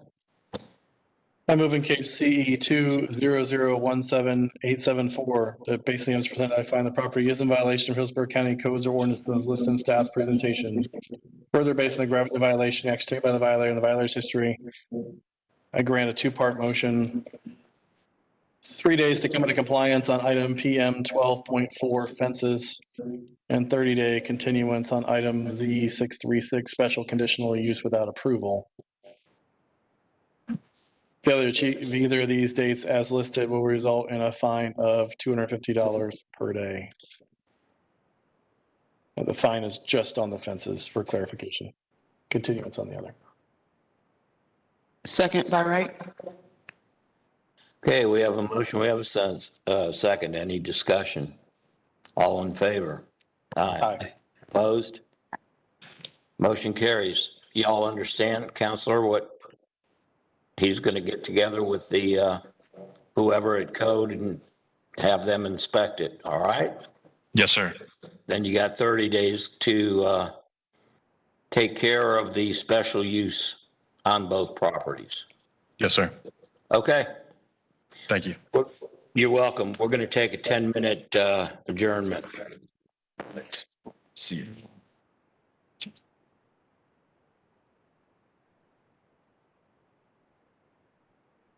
He said.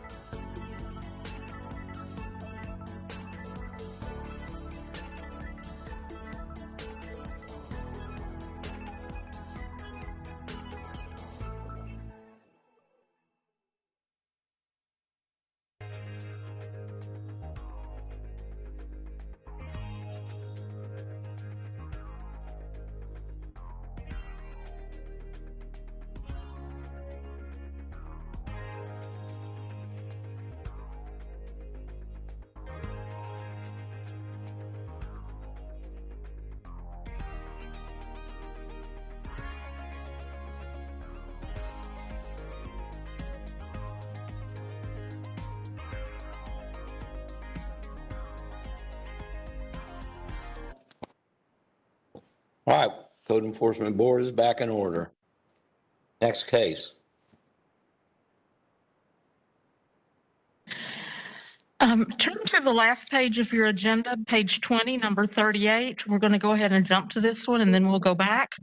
Case number CE 1900-9880. The owner is Morales Trujillo and Fausto Trujillo, 5525 Lake LeClaire Road. We have service, and the gentleman is here. Is he able to raise your right hand, sir? Do you see? What? Can we turn his mic on? It is on. Okay. Do you swear or affirm the testimony you're about to give will be the truth, the whole truth, and nothing but the truth? I do. And state your name and address. Your name and address. Fausto Trujillo, 5525 Lake LeClaire Road, Tubbs, Florida, 33558. And can you see this property in the picture up here? Is that your property? Yes, it is. Thank you. Okay, officer, go ahead. Good morning, David Kanzler, Hillsborough County. We're here today for 5525 Lake LeClaire Road. This complaint came in June of 2019. Our first inspection was on July 1st of 2019. At that time, Officer Favors met with the owner, got permission to enter the property, and took pictures, observed a violation of open storage and commercial vehicles. They were supposed to be working towards obtaining some sort of permits or relocating.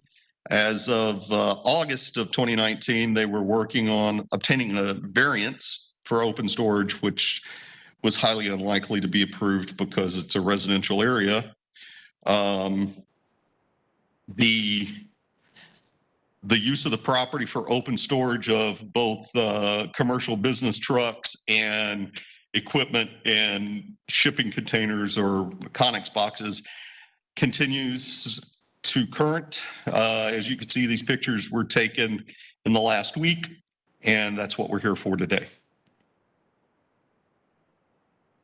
Okay, and you said this has been going on since July of 19? We've been addressing this since July of 19. It being a zoning violation, we were giving them time to work towards gaining approvals, and then COVID hit, and it's just gone on and on. And that's why we're here at this point today. The property is zoned agricultural, it's ASC 1, but it doesn't allow for this. Okay, sir, what would you like to tell us? My property is like commercial agriculture. I'm allowed to have one commercial vehicle. The other container and the reefer, all that is gone. And I have pictures with me taken today to prove they're not there any longer. The only thing left I have is a few pieces of fencing material, which is Mr. Favors saw that we installed it on the side of the Veteran Expressway. So only thing I have left is to do the front, and parts, the material is for the gate. The container's gone. The reefer commercial trailer is gone. And I have pictures here taken today, which is a we show they were taken this morning. So the container's gone, and how much time do you need to finish the rest of it? Well, if I don't get any worse and everything is fine with my health, I would say 30 days max. That's just for the fencing material, which is the open storage. Because I did have pies, I did have some metals, all that is gone. The only thing open is fencing material. And I have pictures here if someone wants to see it. Okay, so within 30 days, something would be done of it if the board so desired, correct? I'm sorry, can you repeat that? Sure. If the board gave you 30 days, it would be done by 30 days. Is that what you're telling me? Yes, sir. Okay. Y'all have any questions? Right. Just to make sure, am I allowed to have one commercial vehicle? I'll have to check the size of the property. I don't know the acreage off the top of my head. It would require over an acre. 1 acre, sir. It's a 1 acre? Yes, sir. It would be permissible to have a commercial vehicle, but I want to double check it before I commit to. I already checked with a few people in the county, with Mr. Favor. Okay, sir, we're not here for that. We're here for the open storage. They will get with you on the other, okay? Okay.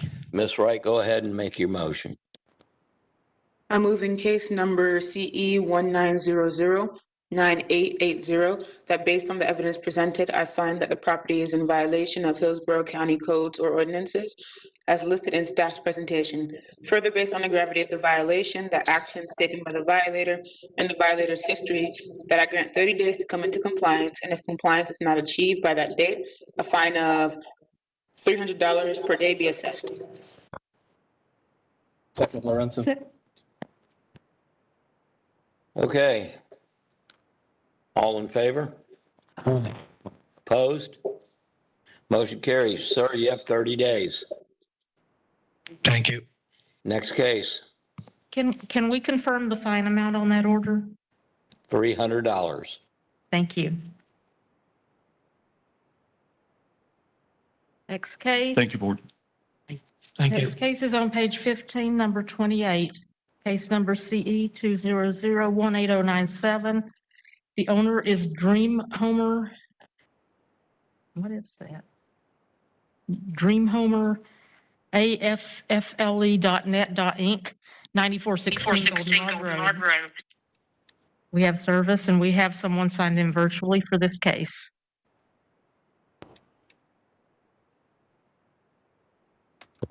You want to swear them in? Go ahead, Josh. Raise your right hand, please. Do you swear or affirm? Got a lot of echo. Do you swear or affirm the testimony you're about to give will be the truth, the whole truth, and nothing but the... I do. And your name and address, please. Joshua Montero, I'm attorney on behalf of the address 9416 Goldenrod Road. Josh, if you could go ahead and turn down your speakers. Excuse me? If you could turn down your speakers. There's a way.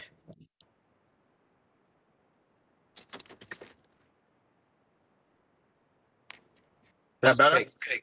Counselor. Yes, sir. Okay.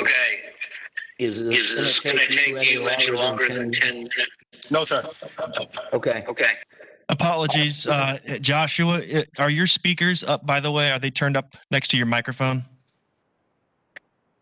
Phone in the vehicle because I'm traveling, so I'm not sure.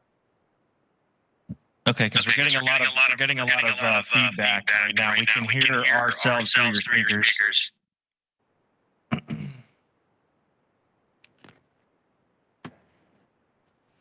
Is that better? You sound fine. Yes, I don't hear any feedback. Go ahead. Okay, officer, go ahead. Good morning, Charles Harwell, Hillsborough County Code Enforcement. I'm representing this case on behalf of Michael Hernando, who is currently on vacation. This case originated December 10th of 2020. It's a vacant lot. It's not in foreclosure. The zoning is RDC 12. The violations cited are accessory without primary use. Obviously, there's a double-wide mobile home that's been placed on the property. It's just basically being stored, and there's no primary structure on the property. Accumulations. There was couches and mattresses and stuff at the front of the property. I visited the property yesterday and I didn't see those, but there was a bag of garbage in the grass between the fence and the roadway. And then overgrowth, as you can clearly see, that remains. That's the violations. Okay, Counselor. Yes, sir. So the owner, who's actually, his name is Mr. Hensley, reached out to me late last week and then finally met with me yesterday. I'm asking for continuance on this because I haven't had a chance to look at everything completely, but he did notify me that he had started on getting a building permit in order to build a multi-family unit on there, and he's using that mobile home that's there for storage. He also said something about filing an affidavit of fair warning notice, which I haven't looked at. So I'd like some time to be able to, one, look it over, and two, give him time to get a plan drawn and a survey, which he was working on until COVID happened. He has some history of health issues. So during COVID, he really just stayed home and wasn't able to work on getting the permits to get the plan drawn and the survey and everything and get that building permit for that land.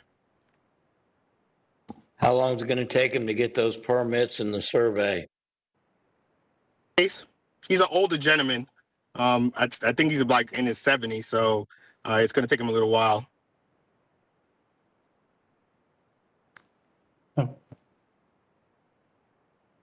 Go ahead, Mr. For Lawrence. the attorney, I'm just trying to clarify the accessory use without primary use. The mobile home trailer is currently being used for storage? What he indicated to me, he was starting to have the survey and the plan drawn, and he put some of his equipment and I guess construction material in that mobile home for storage.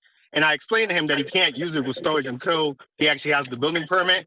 And that's what he said he was working on until COVID came along, and he just had to stay home because of his health issues. So he understands that by removing the storage, the trailer and the storage materials, that he'd be in compliance with that particular violation, correct? He does understand, but if I'm correct, if he gets the building permit, then he can have that on there as storage, correct?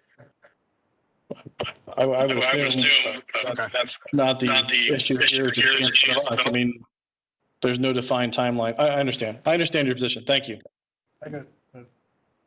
Go ahead, Mr. Russillo. Is there any reason why he can't take care of the accumulations and the overgrowth as we speak, even though? The accumulations and overgrowth he can. Like I said, he's recently been vaccinated, so I believe he can now go ahead and take care of those. But like I said, as far as the building and permit, that it's going to take him a little while because he had started on before COVID for the plan draw and the survey, and he just hasn't had a chance to start it. So he does plan on taking care of the overgrowth.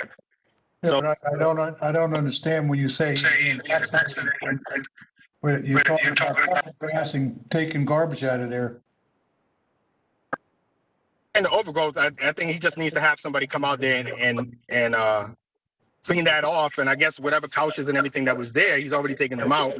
Yeah. I would prepare to make a motion. Let him know. Okay. Okay. I move in case CE 200180097. The base of the evidence presented, I find the property is in violation of Hillsborough County codes or ordinances in staff's presentation. Further, based on the gravity of the violation, the action taken by the violator and the violator's history, I move for a two-part motion. First part, item PM 12.1 accumulations and item PM 12.2 overgrowth, 21 days, $200 a day. Second part of my motion, item Z 205 accessory use without primary use, 45 days, $200 per day. Second. Okay, we have a motion, we have a second. Any discussion? All in favor? Aye. Opposed? Motion carries. Counselor, he's got 21 days to clean everything up. 45 days to get his permit. Yes, sir. Okay. Who was the second on that case?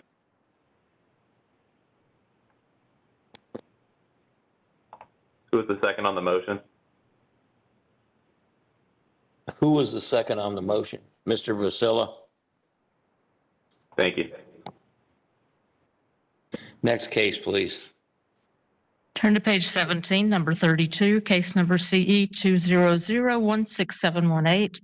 The owner is Wiley Gillespie and Audrey Gillespie, 5816 Connell Road. We have service. And we have Mr. Gillespie here. Good morning. Raise your right hand. Do you swear or affirm the testimony you're about to give will be the truth, the whole truth, and nothing but the truth? I do. And state your name and address. Larry Gillespie, 4601 West State Road 60, Plant City, Florida, 33567. Thank you. Do you recognize the property in the photo? Yes, ma'am. Thank you. Good morning, Paul Rowan with Hillsborough County Code Enforcement. This case at 5816 Connell Road began on November 9th of last year. The property is zoned AS1. It is not homesteaded. It is tenant occupied. The taxes are paid. The property is not in foreclosure, and there has not been a change in ownership. The violations of inoperable vehicle and recreational vehicle both were complied on the 21st of this month. The outstanding violations of accumulations and outside open storage are still remain. I've been working with the property owner and the tenant. I was just out there on the 21st. They're both elderly and the tenant has some medical issues, but they're both working together to try to comply this. And I'd like to recommend a 60-day compliance date for them. They assure me it'll get done. No safety issues whatsoever.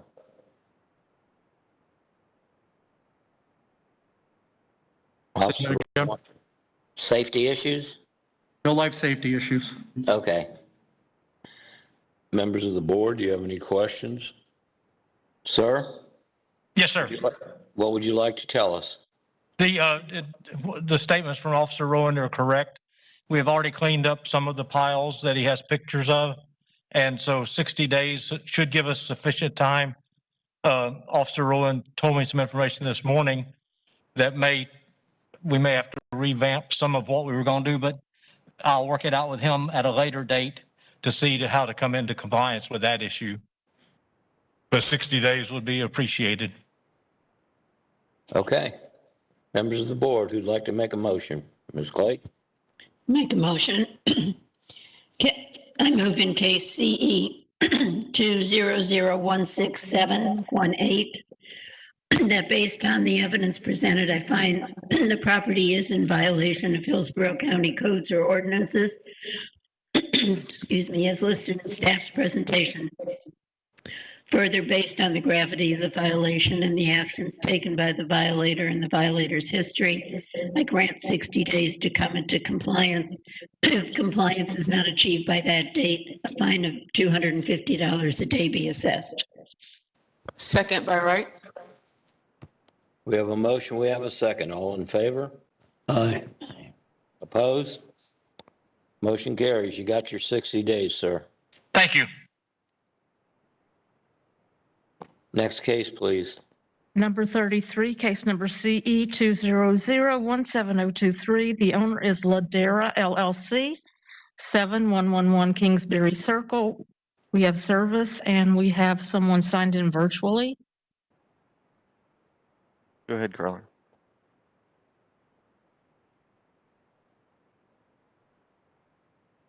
Is she there? Yes.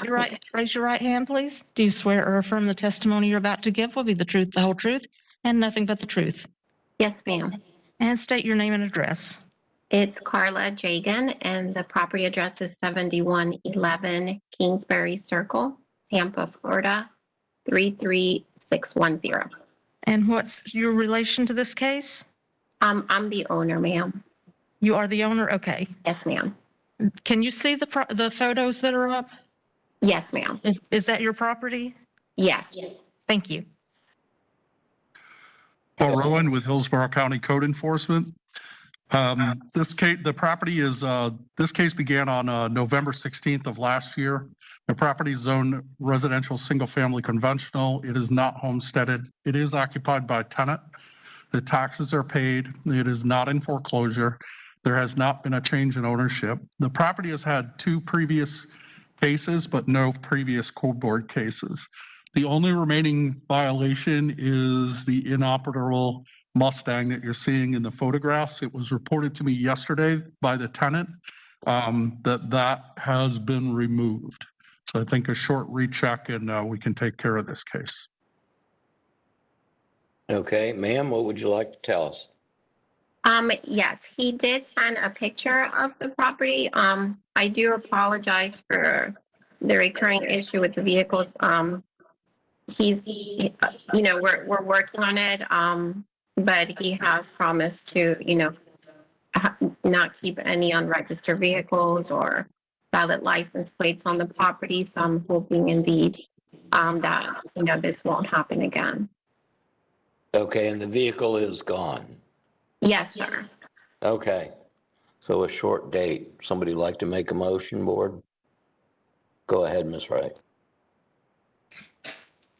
I move in case number CE 20017023 that based on the evidence presented, I find that the property is in violation of Hillsborough County codes or ordinances as listed in the staff's presentation.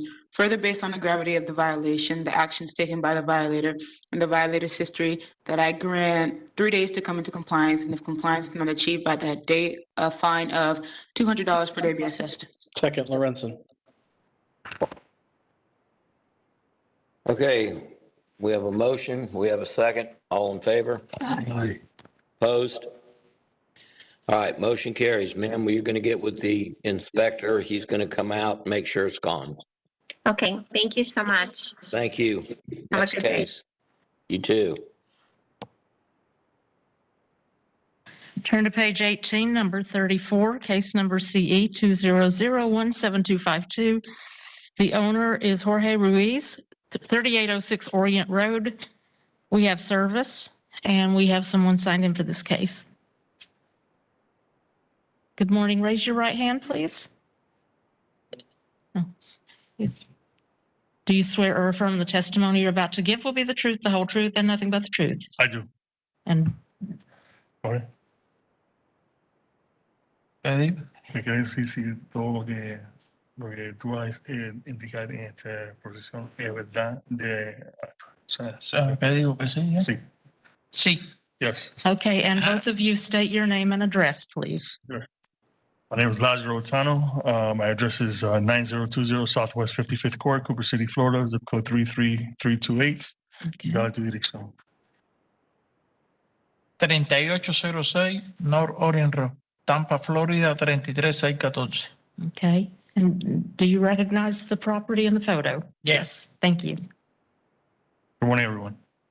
Paul Rowan with Hillsborough County Code Enforcement. This case began on November 20th of last year at 3806 Orient Road.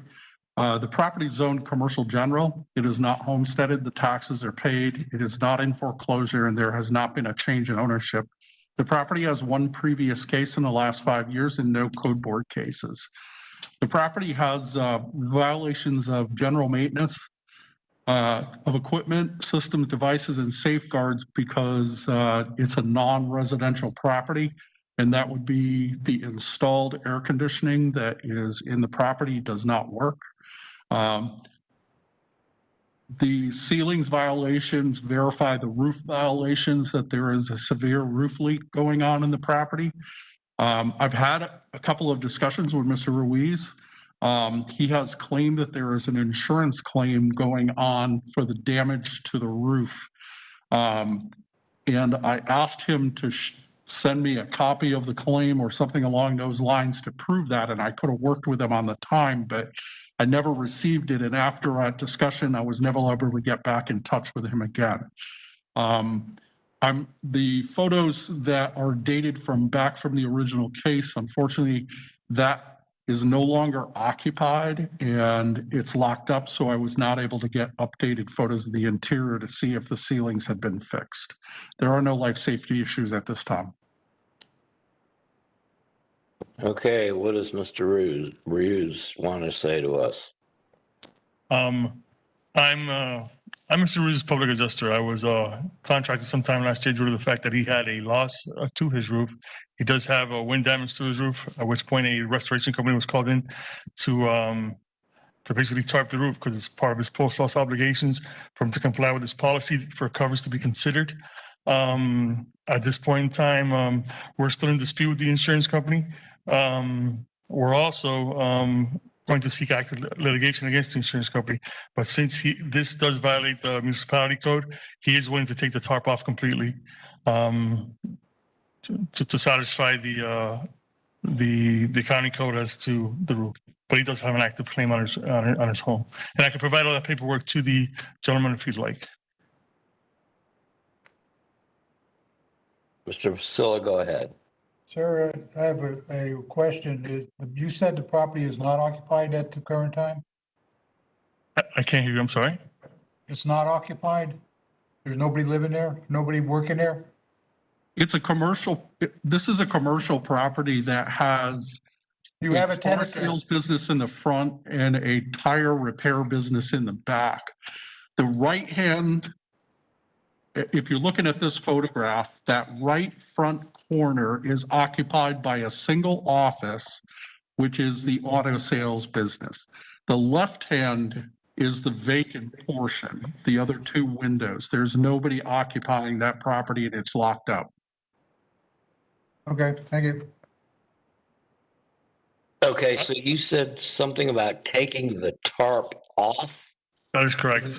Even though the roof is damaged, he's willing to take the tarp off completely, even though it may compromise his settlement. But in order to comply with the city, he'll remove the tarp. I'm only here for the capacity of the tarp. I'm not sure the other violations, but he does have an active claim, and we are going into active litigation due to the dispute with the insurance company. If he removes the tarp, is it not going to put water and damage? Yes, it is, sir. Yes, but I mean, in order for he's willing to comply with the municipality code in order to not violate the code, and it will. Yes, it will definitely. I've inspected that roof, and yes, it does have wind damage to multiple areas of that roof. Can I comment, please, sir? Go ahead.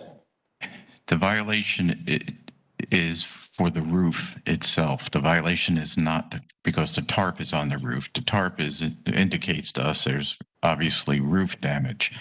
We're not asking you for the remove the tarp and further damage the property. We're asking for the roof to be repaired. So my suggestion, and it is just a suggestion, is do not remove the tarp and allow further damage to occur inside the interior. Just to understand, the violation is not the tarp itself. The violation is the damaged roof that needs to be repaired. Now, the problem is that since we're in an open dispute with his insurance company, active litigation may take 5 to 6 months easily. But you understand, removing the tarp does not clear the violation. Leave the tarp on until you get the roof repaired. So can he get a continuance as far as the amount of time it's allocated for him to keep that, for he doesn't violate the ordinance? That you need to request to the board, and they just heard your request. Okay. So board, may Mr. Ruiz have a continuance on the amount of time allotted for him to repair that roof until the dispute with the insurance company is taken care of? He can't start repairing it before the insurance company dispute is settled? I'm not sure if he has. Ellos quieren saber si tú puedes reemplazar el techo antes que la disputa con la compañía de seguros se resuelve. Porque no es la tarpa, es el techo. Porque lo que están pidiendo que aunque quitamos la tarpa, todavía quieren el techo. Sí, bueno, dile que vamos a hacer todo lo posible para resolverlo, porque yo no tengo dinero, ¿no? Yeah, he says he's going to do his best, but he doesn't have the funds to completely repair that roof. Mr. Vasilla. Well, can you review for me again, what is the violation regarding general maintenance of equipment, systems, devices, and other or safeguards? I'm confused. Que ellos dicen que las otras obligaciones son el aire acondicionado. Sí, eso ya, el aire acondicionado ya está desconectado, eso no trabaja. He said, Mr. Ruiz said that he's disconnected the air conditioning and that it's being removed. So the AC isn't even inoperable conditions at this point. Okay, if he removes the air conditioner, does he comply with that part of? The answer to that is yes, with other conditions to be met. But while the air condition sits there and it needs to be repaired. If he removes the entire unit, there are other conditions that he needs to meet. They're minor conditions, but the answer is yes. Okay. Lo remueve completo, es satisfecha el requerido. ¿Qué? Que si tú remueves la unidad, sabe, cumple con el requerido de ella. Que lo quite. Sí. Dile que no hay problema, que yo la quito. That he says he'll go ahead and remove it completely. Okay. Anybody else on the board have a question? I got a question. Ceiling, how did the damage occur to the ceiling? Well, the ceiling is damaged due to the fact that there's a water intrusion due to the wind damage. So he has multiple shingles that are missing. So he has some ceiling damage to the interior of the home. Well, the ceiling damage is from water intrusion? Correct, sir. That looks like it's a seam, a drywall seam that's all right, and the business or the establishment is occupied by a paying tenant? En este momento hay un inquilino que está pagando por ese negocio ahí. Well, sí, yo tengo rentado eso. Yes, he does. He has someone that's currently occupying the residence. Okay, well, I'm ready to make a Dile que motion. ese salidero de agua que hay ahí era producto porque es un aire de central viejo. Entonces la I move the case number C está arriba. E-20017252. That based on evidence presented, I find that the property is in violation of Hillsborough County Code ordinances listed as status presentation. Further, based on the gravity of violation and actions taken by the violator of violence history, I grant 45 days to come in compliance. If compliance is not achieved by that date, a fine of $250 per day be assessed. Second, Lorenzen. We have a motion, we have a second. Any other discussion? All in favor? Opposed? Motion carries. Okay, he's got 45 days to come into compliance. Next case, please.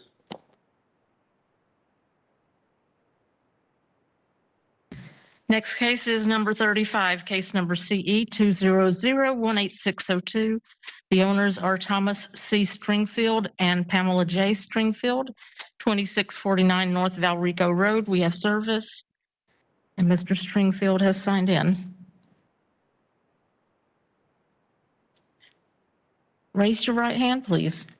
Do you swear or affirm the testimony you're about to give will be the truth, the whole truth, and nothing but the truth? Yes, I do. And state your name and address. Thomas Stringfield, 2649 North Valrico Road, Sefner, Florida, 33584. Do you recognize that property? Yes, ma'am. Thank you. Paul Rowan with Hillsborough County Code Enforcement. This case on 2649 North Valrico Road began on December 28th of last year. Their property is zoned AS1, is tenant occupied. The owner lives on the property directly next door. The subject property is not homesteaded. The taxes for 2019 and 2020 have not been paid, but the property is not in foreclosure. There has been no change in ownership. The property owner has 3 previous cases with 2 in the last 5 years and no previous Code Enforcement Board cases. On my inspection on the 22nd, I found that the overgrowth was complied, but the inoperable vehicles and the excessive RVs are still outstanding. There are no life safety issues. Okay, sir, what would you like to tell us? I'm sorry again. What would you like to tell the board about the violation? The motorhome that was previous to this is gone. That's gone. The van that he said that he has a picture of there, that's tagged and insured and operable. The trailer that originally started this, the trailer and boats that were in the front yard were removed long ago. I have pictures of what the property looks like now from this morning. So basically, you're telling the board that everything, We need to have, from the original day that they came out there, it was for trailers, two trailers in the front yard.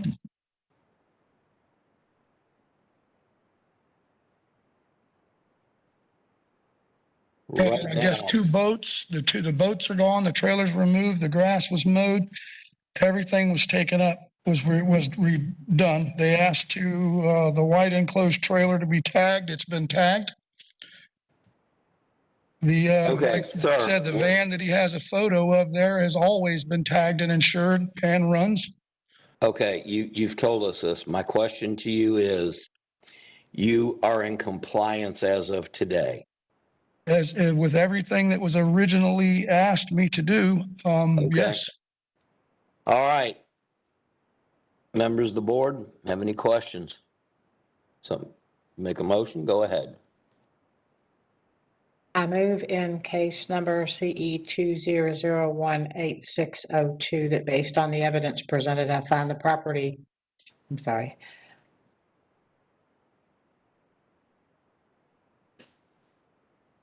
I find that the property was in violation of Hillsborough County codes or ordinances as presented. Further, I find the property is now in compliance with the code provision. No. The second one? Okay. All right, I'll start over.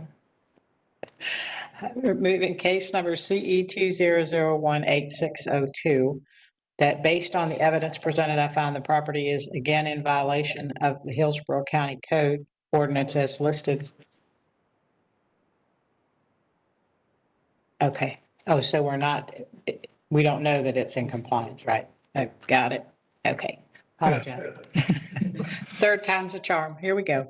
I move in case number CE 2001-8602 that based on the evidence presented, I find the property is in violation of Hillsborough County codes or ordinances listed in staff's presentation. Further, based on the gravity of the violation, the actions taken by the violator and the violator's history, I grant 5 days to come in compliance. If the compliance is not achieved by that date, an amount of $250 a day be assessed. Lorenzen, I second Mr. Razio's motion. I'm not quite sure of what are my violations. So we're in the middle of doing a everybody. motion. Okay, all in favor? Aye. Opposed? Okay, the motion carries. Now, what was your question, sir? I'm not hearing. Is there additional violations from what you originally stated here? Okay, we're only dealing with what we discussed. We're only dealing with inoperable vehicles and excessive RVs. Okay, I'm allowed one RV? And sir, they gave you 5 days. Okay, I don't know what I have to have done in 5 days. I've done, so I talked to him. Talk to him about that. Yes. Okay. And board members, I believe that was all of the citizens here to speak. We don't have anyone else virtually, I don't think. No.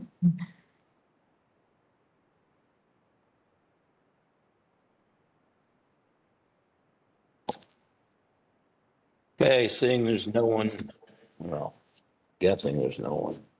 Seeing there's no one present in the audience for the remaining cases on the agenda, the board will now review the case material previously provided by the county staff. Board finds the property is in violation of Hillsborough County Code or ordinances as listed in staff's presentation. The board's ruling in each case will be based on the evidence presented on the gravity of the violation, action taken by the violator's history in determining the amount of fine that will be assessed. And we will start with Mr. Boland. We'll go around and then we'll jump back over to Mr. Boland. And we are ready. Next case.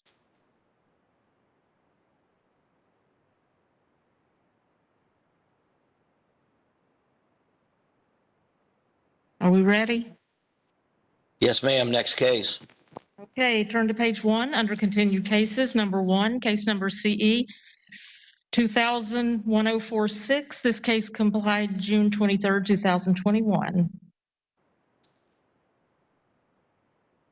Turn to page 4, number 8, case number CE 200-16489. The owner is ALCD Investment Services, LLC, 7011 Conifer Drive. We have service and no one is present. Officer. He's coming. Yeah, we can't see in here, so we don't know. Yeah. Turn it on. There you go. Good morning, Officer Padilla, Hillsborough County Code Enforcement. This case originally started in November the 2nd, 2020. It's tenant occupied, not in foreclosure. At that time, I originally started the case. It was cited for 5 violations, which was the exterior walls, roofs, and parts thereof, interior floors and walls, ceilings, and interior surfaces. If you look at the photos, some of the photos were not able to be updated because the tenant moved out, so I could not go back and get some of the updated photos. She was evicted. I made contact with, only person I actually made contact involved in this property was the agent who supposedly made contact with the owner. That's about it, actually. Nothing has changed since that time. Our last actually did go by there on the 24th. Nobody's there, including the tenant. She's gone. Okay, Mr. Boland. Is it occupied or vacant? Vacant. Vacant. Yeah. Good. But I grant 30 days to come in compliance. A compliance not achieved by that date, a fine of $300 per day be assessed. I need the case number. Okay. So, what question? Second, Lorenzen. Discussion? Go ahead. 30, I don't have a problem with the 30 days, but I think maybe that in order, because of the infestation and the condition of the property, that that the order stay vacant until it's complied. Also, question, have you been in contact with the actual owners of the property? You mentioned you talked to the tenants, but what about the owner? I have to tell a story about that. Yes, I have actually spoken to him through the agent. He was aware of this, but he has not done anything in reference to this. And this case has been going on for a while, so he was served notice. Are there health safety issues? No. No one there, and it's fenced in. There's no safety issues. Anyone else? Okay. Mr. Boland, go ahead and make your motion. I grant 30 days to come in compliance. And once it comes into compliance, order to remain in compliance. And if compliance is not achieved by that date, a fine of $300 per day be assessed. Second, Lorenzen. Okay, did you read the case number or did I miss that? Okay, we're good. All in favor? Aye. Opposed? Motion carries.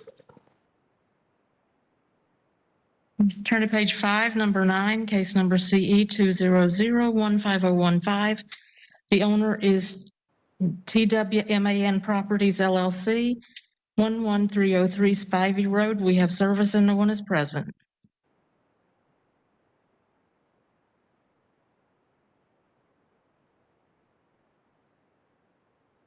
Jason Zalva, Hillsborough County Code Enforcement.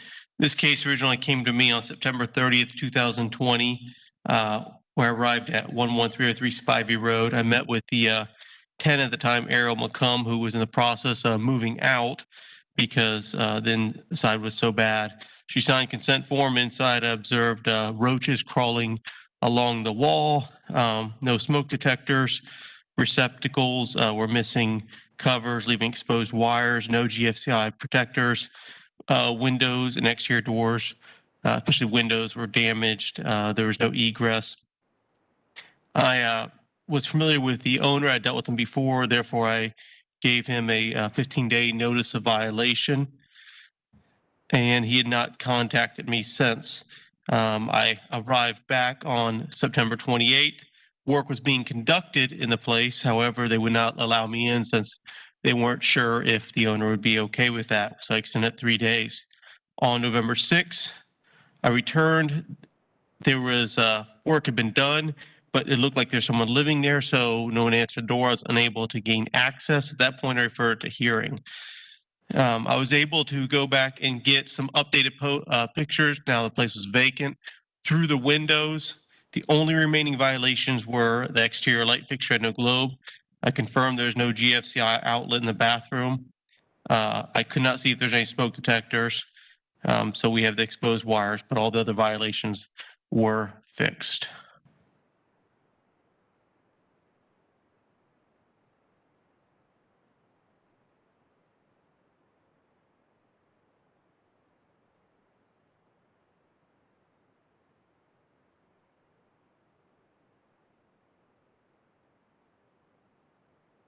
I grant 3 days to come into compliance, and if compliance is not achieved by that date, a fine of $400 per day be assessed.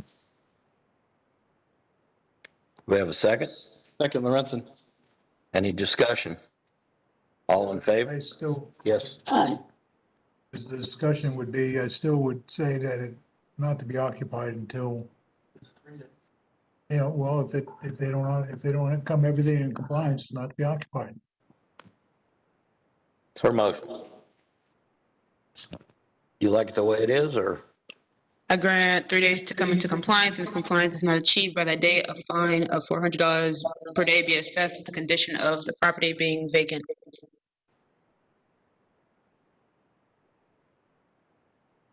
Second, Roger. Okay, all in favor? Aye. Opposed? Motion carries. Next case. Can you clarify what that motion was? They have 3 days to come into compliance. If they're not, it's $400 a day, and it's to remain unoccupied. Okay, and I am sorry, how many days? 3. 3, okay, got it. We good? Okay. Next case is on page 6, number 11, CE 200-17512. This case complied June 22, 2021. Page 7, number 12, CE 2100-0813. The owner is Stuart Panzer, 7020 Maudie Road. We have service and no one is present. Jason Zalva, Hillsborough County Code Enforcement. On January 20th of this year, Hillsborough County Sheriff's Office requested my assistance at 7020 Maudie Road. I confirmed that this was a Stuart Panzer property and possibly was bank owned. However, property appraiser still showed it was in Stuart Panzer's name. This was a mobile home that had been known to be vacant and was empty. We found one vagrant at the time who was there, did not live there. He was then asked to leave, and we were able to secure the building with the violations of vagrants in the area, accumulations, overgrowth. And at that point, I requested a 10-day notice of violation be sent to the property owner. It should be noted that I've dealt with the Stuart Panzer properties in the past. Stuart Panzer is deceased. His wife was in charge of the properties. She has no control over them. And the realtor that was working with her in the past is no longer working with her. So I know that Wells Fargo has some of his properties they're in charge of, but to my knowledge, they are not in charge of this property. I grant 7 days to come into compliance. If compliance not achieved by that date, a fine of $400 per day be assessed. Second, Clayton. Lorenzen. Do we have a second? Second, Clayton. Okay, all in favor? Aye. Opposed? Aye. Who's opposed? Opposed by right? Okay, opposed by right. Motion carries. Next case, please. Page 8, number 15, CE 200-15172. The owners are Michael Cruz, Dylan Titsworth, and Ileana Mojica, 3906 West Flora Street. We have service and no one is present.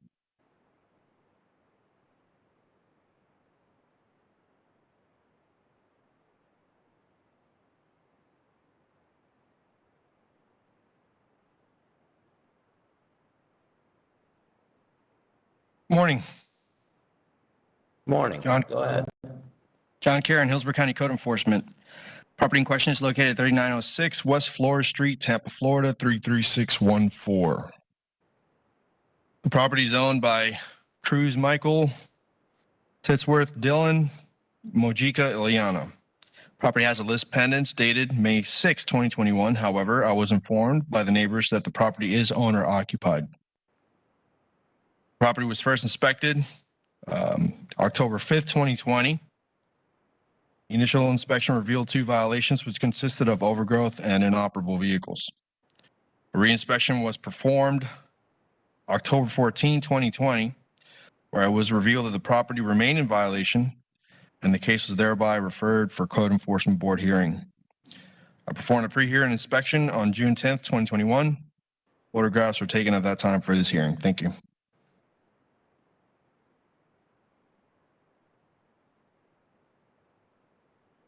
I grant 7 days, come in compliance, $250 a day. Second, Lorenzen. We have a motion. We have a second. All in favor? Aye. Opposed? Motion carries. Can you repeat the motion, please? Repeat the motion for her, please.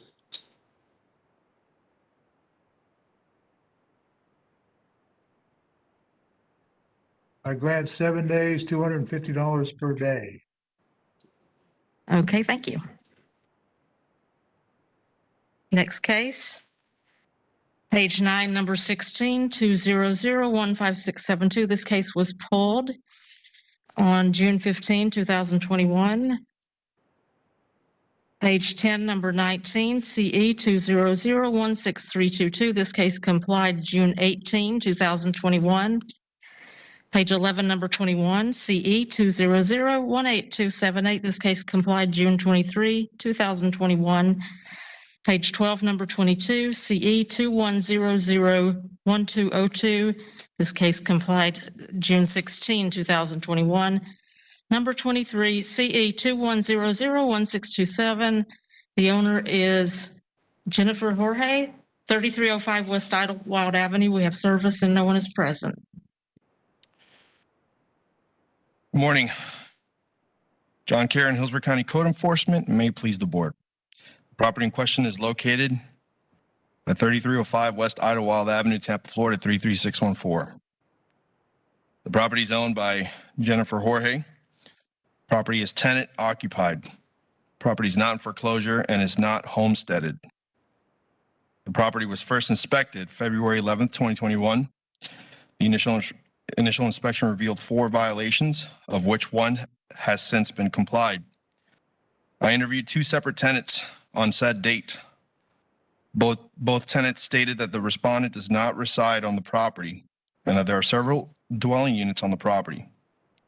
A reinspection was performed on March 2nd, 2021, and again interviewed one of the tenants whom confirmed that the respondent does not reside on the property. I spoke with the tenant. I spoke with the respondent via phone and attempted to coordinate a site visit in order to go over the details of the violations. Respondent declined and stated that she does not intend to meet, that our position is based on, quote, assumptions. I performed a third site visit May 12th, 2021, and again interviewed the tenants on the primary structure whom stated that the property has 3 dwelling units, that the respondent does not reside on the property, and that all dwelling units do not have access throughout the primary structure and are sectioned off. On June 8th, 2021, while in the area, I noticed that a vehicle located on the property was in violation and decided to provide the courtesy to inform the occupants. I made contact with the primary structure tenants who stated that the vehicle was not theirs, that it belonged to the tenants that dwelled on the west end of the primary structure. I asked permission to notify the tenants in question of the infraction. Permission was thereby granted. I proceeded and made contact. I observed that there were in fact tenants present at the accessory dwelling in question. Photographs were taken at that time and are being presented before this hearing. I informed the vehicle owner of the infraction, and during the course of our conversation, the tenant stated that their dwelling unit is sectioned off from the primary structure, that their accessory dwelling has a kitchen, a bathroom, and a bedroom. Furthermore, based on my observations as well as the aerial image being presented before this board, the property remains in violation of primary structure setbacks due to the rear yard addition to the primary structure that is encroaching on the required rear yard. This property was found to be in violation on an isolated case of having built the addition without permits on October 29, 2013. Said addition remains present as is being presented before this board. I performed a pre-hearing inspection on June 10th, 2021, and posted the notice of hearing, at which time the tenants came out irate. They grabbed the notice of hearing and threw it on the ground. They stated that they live there, that, quote, we messed them up, and that moving forward that we need to contact the property owner. It is our understanding based on our research that the respondent does not reside on the property. Should the board make a request, we can provide evidence for the record. The following violations remain in non-compliance: improper use of zone, excessive dwellings, primary structure setbacks. Thank you.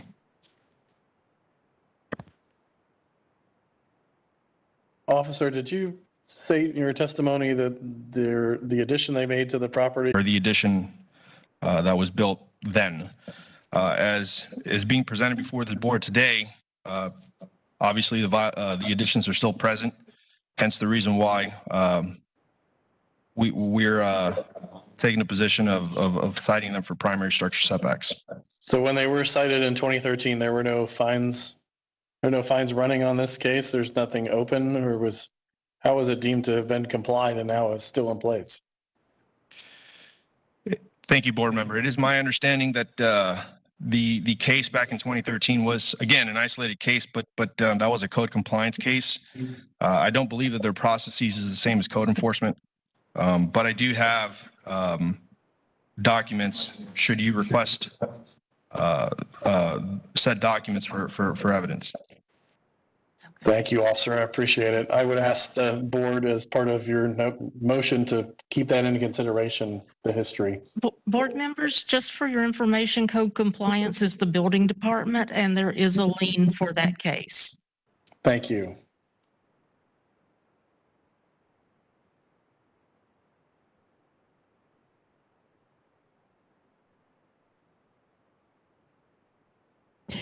I grant 15 days to come into compliance.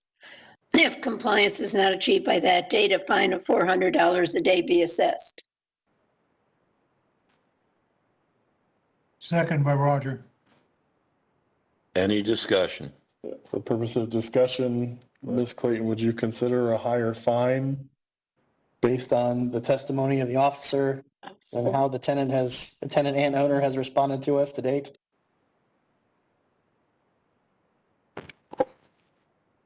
I amend the motion to $700 a day. Thank you. I'll second that motion. 700. Okay, we have a motion, we have a second. All in favor? Aye. Aye. Opposed? I second the motion. Mr. Lorenzen seconded the motion. Yes. Okay, motion carries. They have 15 days, $700 a day. Next case. Page 13, number 24, CE 21001821. The owner is Patrick Anthony Fernandez, 2705 West Bird Street. We have service and no one is present. Good afternoon. John Karen, Hillsborough County Code Enforcement. Property in question is located at 2705 West Bird Street, Tampa, Florida 33614. Property is owned by Fernandez Patrick Anthony. Property is tenant occupied. Property is not in foreclosure. The property was first inspected February 15, 2021. The initial inspection revealed 5 violations, of which 2 have since been complied. A reinspection was performed March 3, 2021, and the case was thereby referred for Code Enforcement Board hearing. I performed a pre-hearing inspection on June 15, 2021. Photographs were taken at that time for this hearing. The following violations remain in non-compliance: fences, inoperable vehicles, stairs, porches, and appurtenances. Thank you.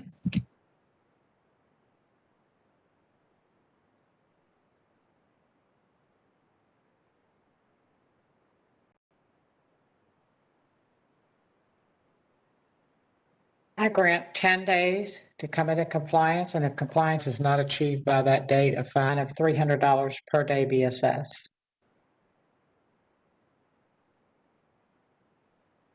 Second. Okay, second by Ms. Clayton. Discussion? All in favor? Aye. Opposed? Motion carries. Next case. Number 25, case number CE 20005226. The owner is Martin Dean Van Eerd, 512 Donna Drive. We have service and no one is present.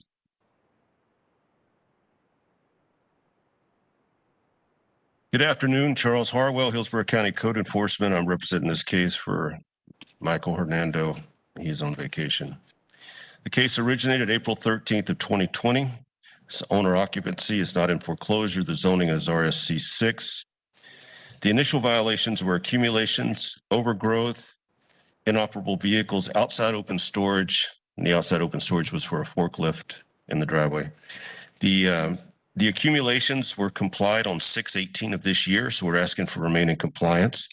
The overgrowth was complied on 6/15 of this year. We're asking for remaining compliance.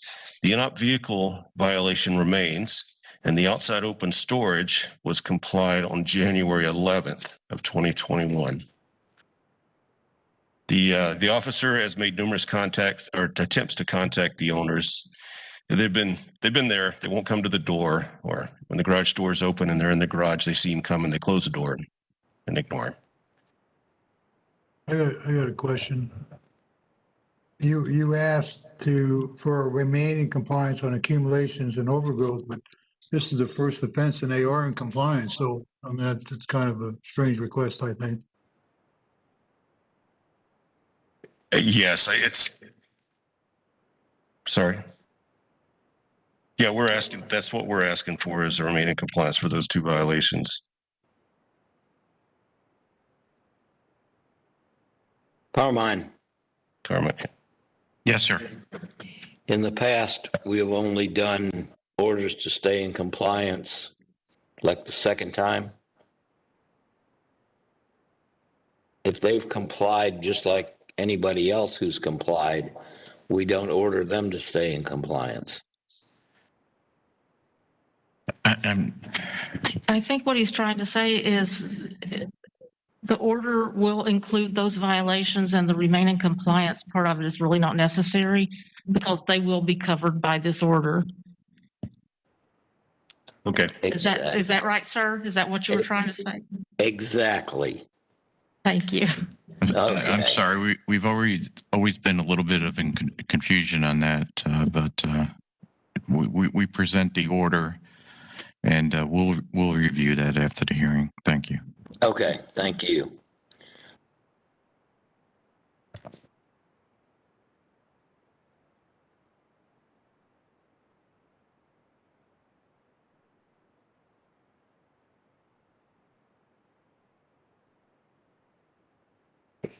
I grant 15 days to come in compliance. If compliance is not achieved by that date, a fine of $200 per day be assessed.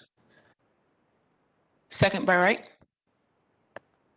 We have a motion, we have a second. All in favor? Aye. Opposed? Motion carries. Next case, please.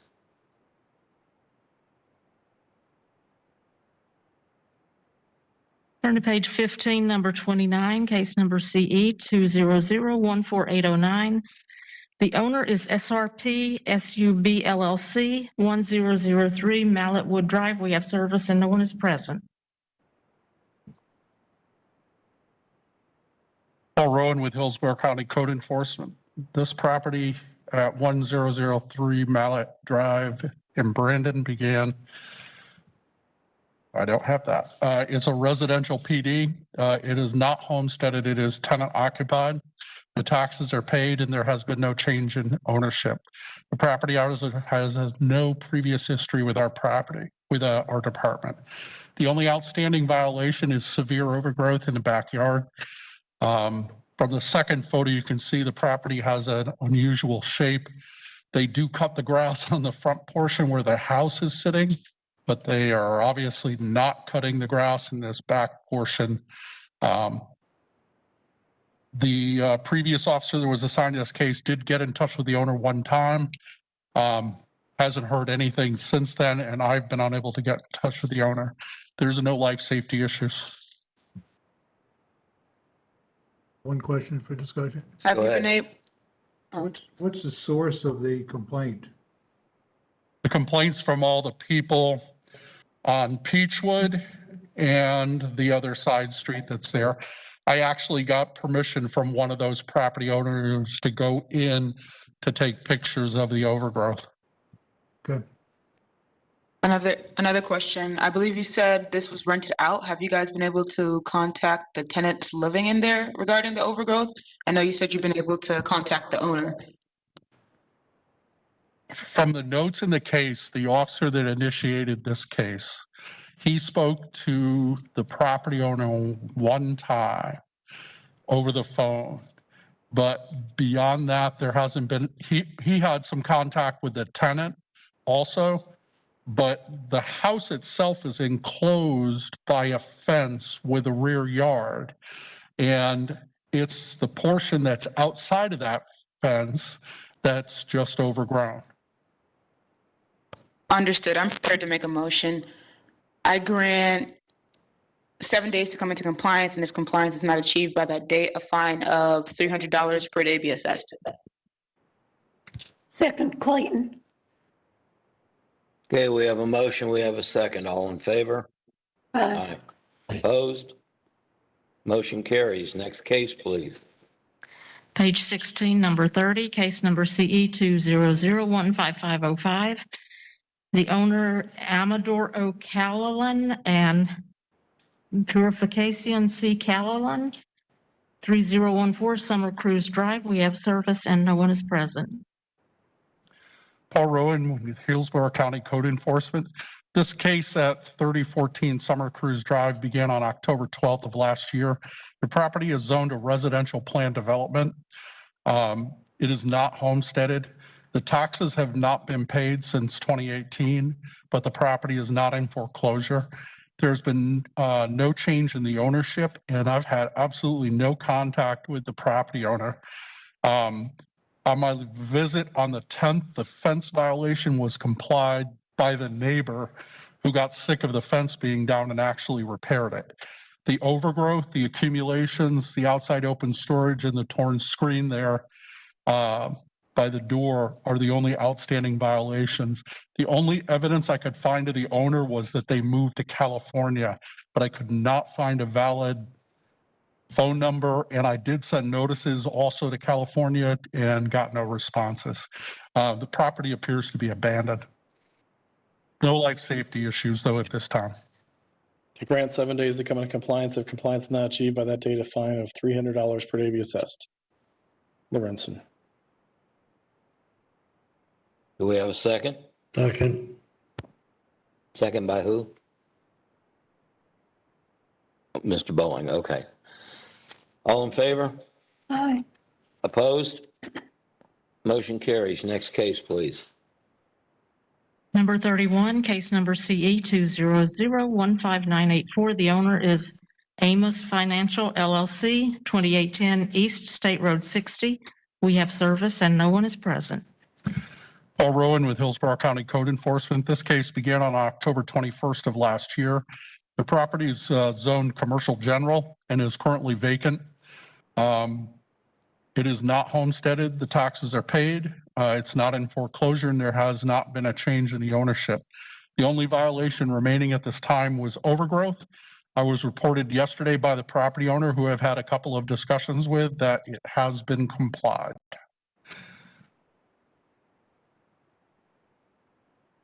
You say it has been complied? Yes, sir. You just haven't verified that, correct? I haven't made a site visit for compliance, but he called me yesterday and said that the company went out and cut all the grass.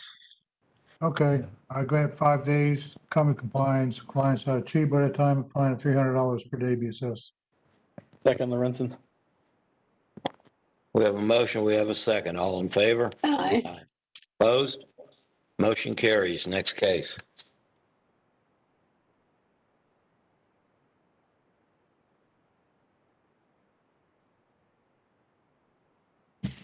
Page 19, number 36, CE 200-14615. This case was closed on June 15, 2021. Number 37, case number CE 200-14202. The owner is Demian Gordon, 1513 Blind Pond Avenue. We have service and no one is present.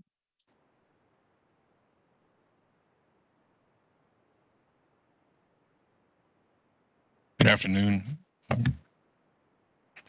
Code Officer Rick Garcia, Hillsborough County Code Enforcement. Case number CE 200-14202. The property in question is at 1513 Blind Pond Avenue, Lutz, Florida, 33549. It's owned and occupied by Demian Gordon.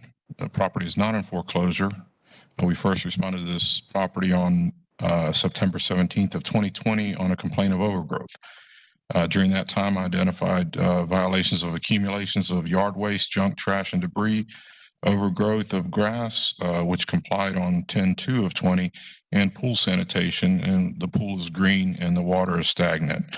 Over the course of my follow-up inspections, I found that the pool sanitation and accumulations remain. I have been in contact with the owner in the past, but I have not been able to contact him recently. Conducted my final inspection on June 23rd, 2021, and the pictures depict my last inspection.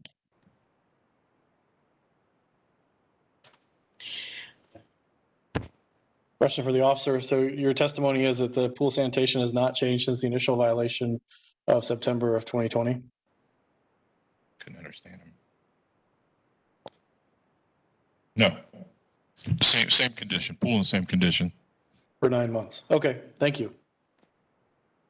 I grant 3 days to come into compliance. If compliance is not achieved by that date, a fine of $800 a day be assessed. Second, Lorenzen. We have a motion, we have a second. All in favor? Aye. Aye. Opposed? Motion carries. Next case, please.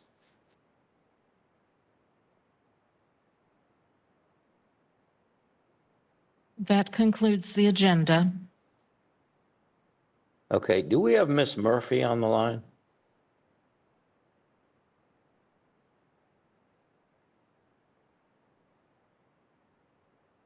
I think so. Miss Murphy? Here, Can you I'm hear? here. There you go. I'm here. Hello, how are you? Hi, how are you? How are you? Good. Legal question for you here on these Yes, sir. stay in compliance. Can we order at the initial hearing that they're to come into compliance within so many days, and then they are to remain in compliance, rather than these officers having to bring them back just to tell them remain in compliance? I think those are two different situations, and I'll have Susan clarify. I think the ones that the board, I think there's two situations where the board sees. One is where they're cited and maybe they don't come into compliance before the board date, or maybe it's not verified and staff then continues to bring the case, then you give them so many days, they comply. And I think, like Susan said, that's covered by the board order that they remain in compliance. I mean, that's part of the original order. Then you have the second cases where they have complied before they come to the board date, and then staff will then ask for a remain in compliance. Am I correct, Susan? So I think the question is, when you do the board order, that is inclusive that they remain in compliance when you give them so many days.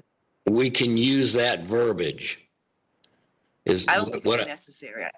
I don't think it's necessary. I think you know, 5 days to comply, blah, blah, blah. So I think that order does include that they are assumes that they will remain in compliance. Okay. And the second situation, they're already in compliance and you're just asking them to remain in compliance. All Does that right. sound about right, Susan? Is she here? I guess. Yeah. And I think that's what Susan was saying. Yeah. Okay. No problem. Thank you, ma'am. Okay. Yep. Because I guess if you do a remain in compliance, if they brought them back, then I don't know how that would affect your fines going forward. So I don't know. So, yeah. So that's okay. Yeah. Yes. All right. Okay. Thank you. Thank you. We're now adjourned.